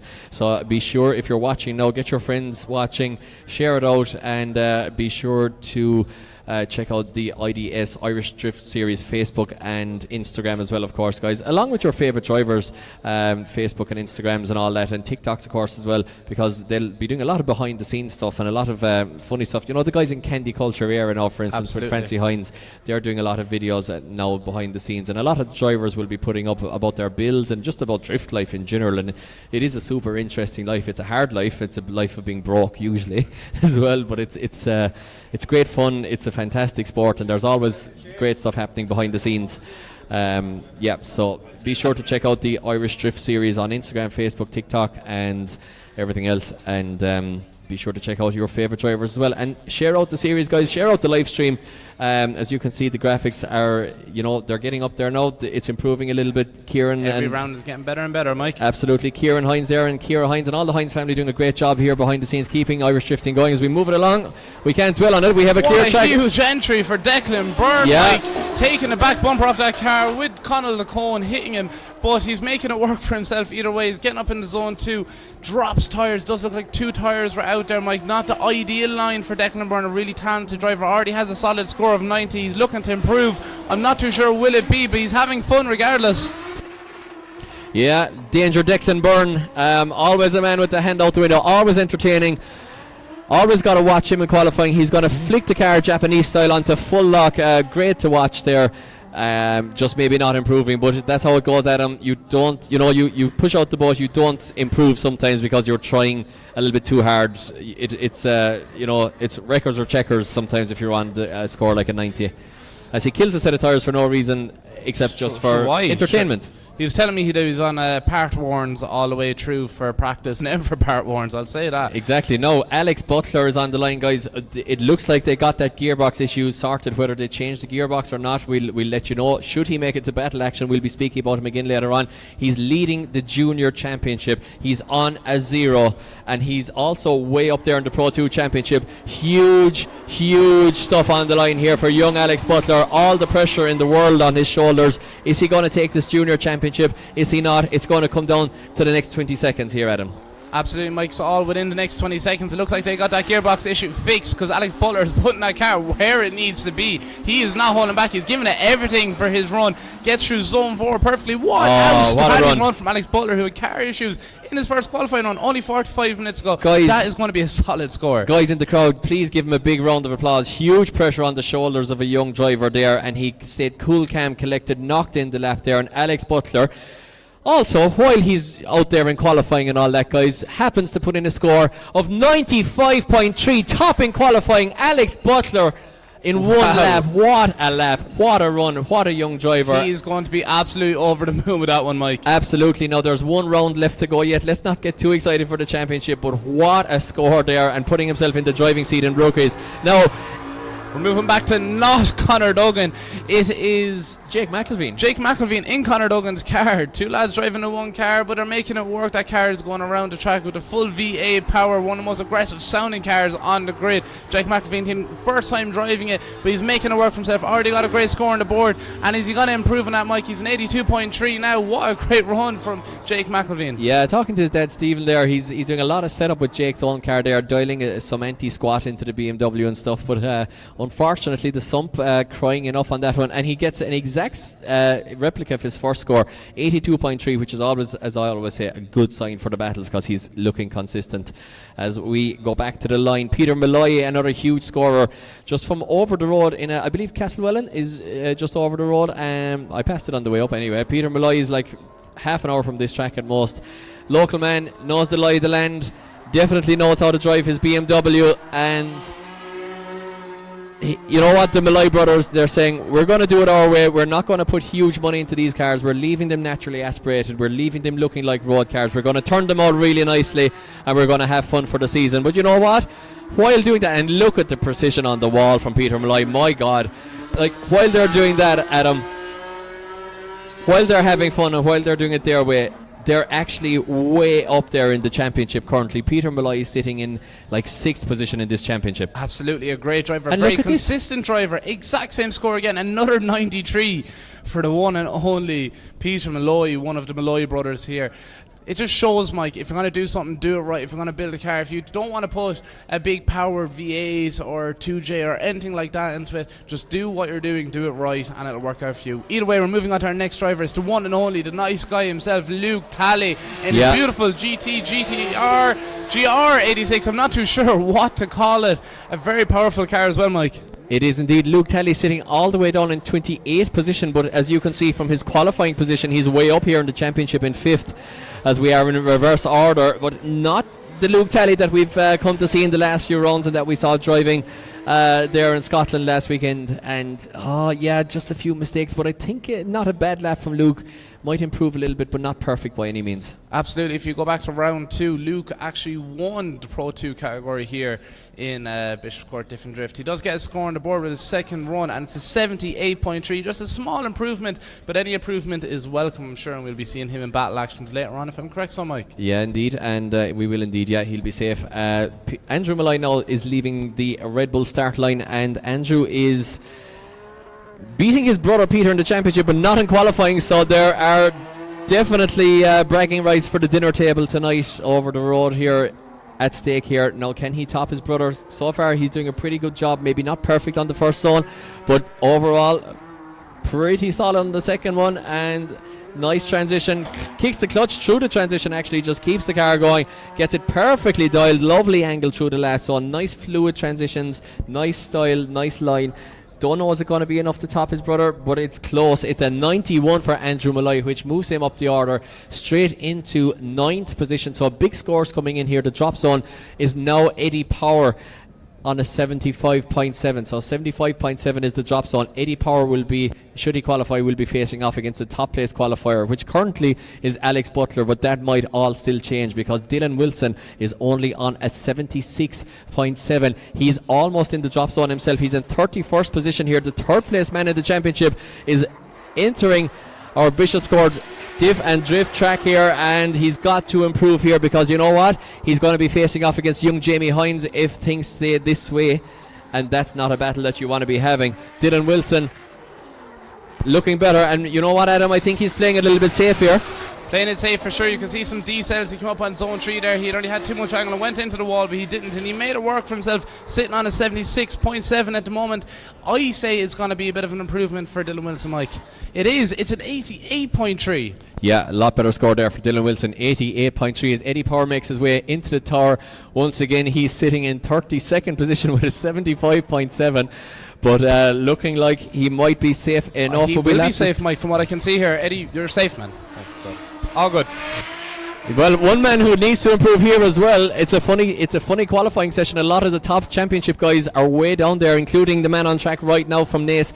It is young Denny Devine in second place in the championship, way down the order, currently in 30th position in qualifying with a 77.3. Remember, there are championship points on the board for qualifying, and Denny Devine is looking to pick them up with a great lap there, Adam. Absolutely, Mike. Definitely doing a divine lap, more of his style, doing everything the judges want to see, and we can see that by his score. It reflects. It's a 91.3 for Daniel Devine. We can hear the crowd cheering for him. Yeah, a big improvement for Denny Devine, dropping him into 9th position there. So a lovely lap there from Denny Devine under pressure. As we move it along to our championship leader, can he top qualifying? Can he lay down a marker? It's Jake Davey, our last qualifier of Pro 2 round 4 qualifying, flicking the Sylvia in. Beautiful angle at him through the first section there. Absolutely perfect. Absolutely, Mike. I don't know how Davey did it, but he's doing everything they want to see. He's pushing that car right to the edge of the circuit as much as he can and showing why he's at the top of it. Just hits the back of that car a small bit, lifting the boot a small bit, but he gets it for zone 4. Small bit shallow to zone 4, but he's safe at the moment. 94.94 on his first run. Sure, what can you expect, Mike? You can't get much better than that. Not sure if he improves there, but a full commitment there from Jake Davey, our championship leader, and it's a 93. What great consistency there from the junior driver. Remember, guys, this guy is also in the junior class, as that tidies us up for the round 4 of IDS qualifying for Pro 2 rookie and juniors. And it's been an exciting. Some unbelievable runs we've just seen, Mike. We're going to calculate up some of the scores here now and see what way the table sits so far. But if you are in attendance here in Bishopscourt, don't head away just yet, because there'll be more action throughout Bake. We will have the Pro 1s who will be competing tomorrow, practicing on track throughout the lunchtime here in Bishopscourt, while we calculate things up. Yeah, absolutely. And of course we will be back for battle action in about, I'll just confirm what time we'll be back for battles, but I would say it'll be about, you can find out there, Adam, maybe what time we'll be back for battles. So I would say it'll be about 40 minutes time, half an hour to 40 minutes time. We'll let you know in a second. So your top 32 qualifiers, guys, and if we have some tight scores here, I can see, so we will be maybe changing the order slightly based on their second qualifying score. So 32nd position alongside me here, it's Eddie Power with a 75.7, just creeping into competition. 31st is Stefan Money, followed by Justin Murphy. Luke Talley way up in the championship, only manages 29th but does qualify. Then it's Dean Davey way down as well for him in 28th position. Francie Hines qualifies once again in 27th. The man from Cork, Kieran Lynch, is 26th. Then it's Nathan Corcoran, Mattis Caraitis and Jake McElveen, all tied with Kieran Lynch on 82.3. So in 22nd position, then it is Stuart Gordon, followed by Jedrius Balkus. Ericus Navitskaz is next, followed by Callum Coogan in 19th. Keane Leahy with a great second lap gets into 18th. David Flaherty goes 17th. Ryan Nally 16th. Dylan Wilson 15th, way up there in the championship as well, not so much in qualifying. Midfield, Declan Byrne, Danger Declan Byrne in 14th position. Molly Kerr from Ballymoney in 13th position in the 350Z. Marcus Heinen also all the way up from Cork in 12th. Clark Hatton from just north of Belfast in the M2 is in 11th. And then the top 10 is Andrew Malloy, Denny Devine, Bartik Blazjetski, the rookie driver. Nathan Walsh, the rookie driver, goes into 7th position. Connor Duggan of CDM Sport goes into 6th. 5th, it's Matt Darren. 4th is Peter Malloy. 3rd position, leading the championship, it's Jake Davey. 2nd position, the junior driver. And I can actually announce that the top 3 qualifiers are junior drivers. Absolutely crazy stuff here. So the junior class take a clean sweep of the top 3 in qualifying. 3rd is Jake Davey, 2nd is Jamie Hines, and your winner for qualifying at IDS round 4 here in Bishopscourt, it's Alex Butler with a huge 95.3 top in qualifying. So top 3 are junior drivers. Crazy stuff here. So guys, that sees us all wrapped up for qualifying. We'll be back for battle action in... We're going to take a small break for 25 minutes so our marshals can get a bit of grub, and then we'll be back for an hour of pro practice. So we will then be back into the Pro 2 category. Absolutely. So pro practice, guys, make sure you stick around for that. If you're not here tomorrow, especially, you see these monsters out on track with the semi-slick rear tyres, and we will be back in for battle action. So that makes us back for battle action just after 3 o'clock, Adam. I would say 3:15 thereabouts, yeah? Somewhere around there, yeah. Somewhere around that. So guys, thank you very much for joining us for qualifying. If you're online, we will be back for action, and Pro 2 top 32 with the juniors and rookies thrown in the mix, of course, as well, to spice things up just after 3 p.m. Stay tuned and be sure to get involved in the YouTube. And thank you once again, guys. We will see you then.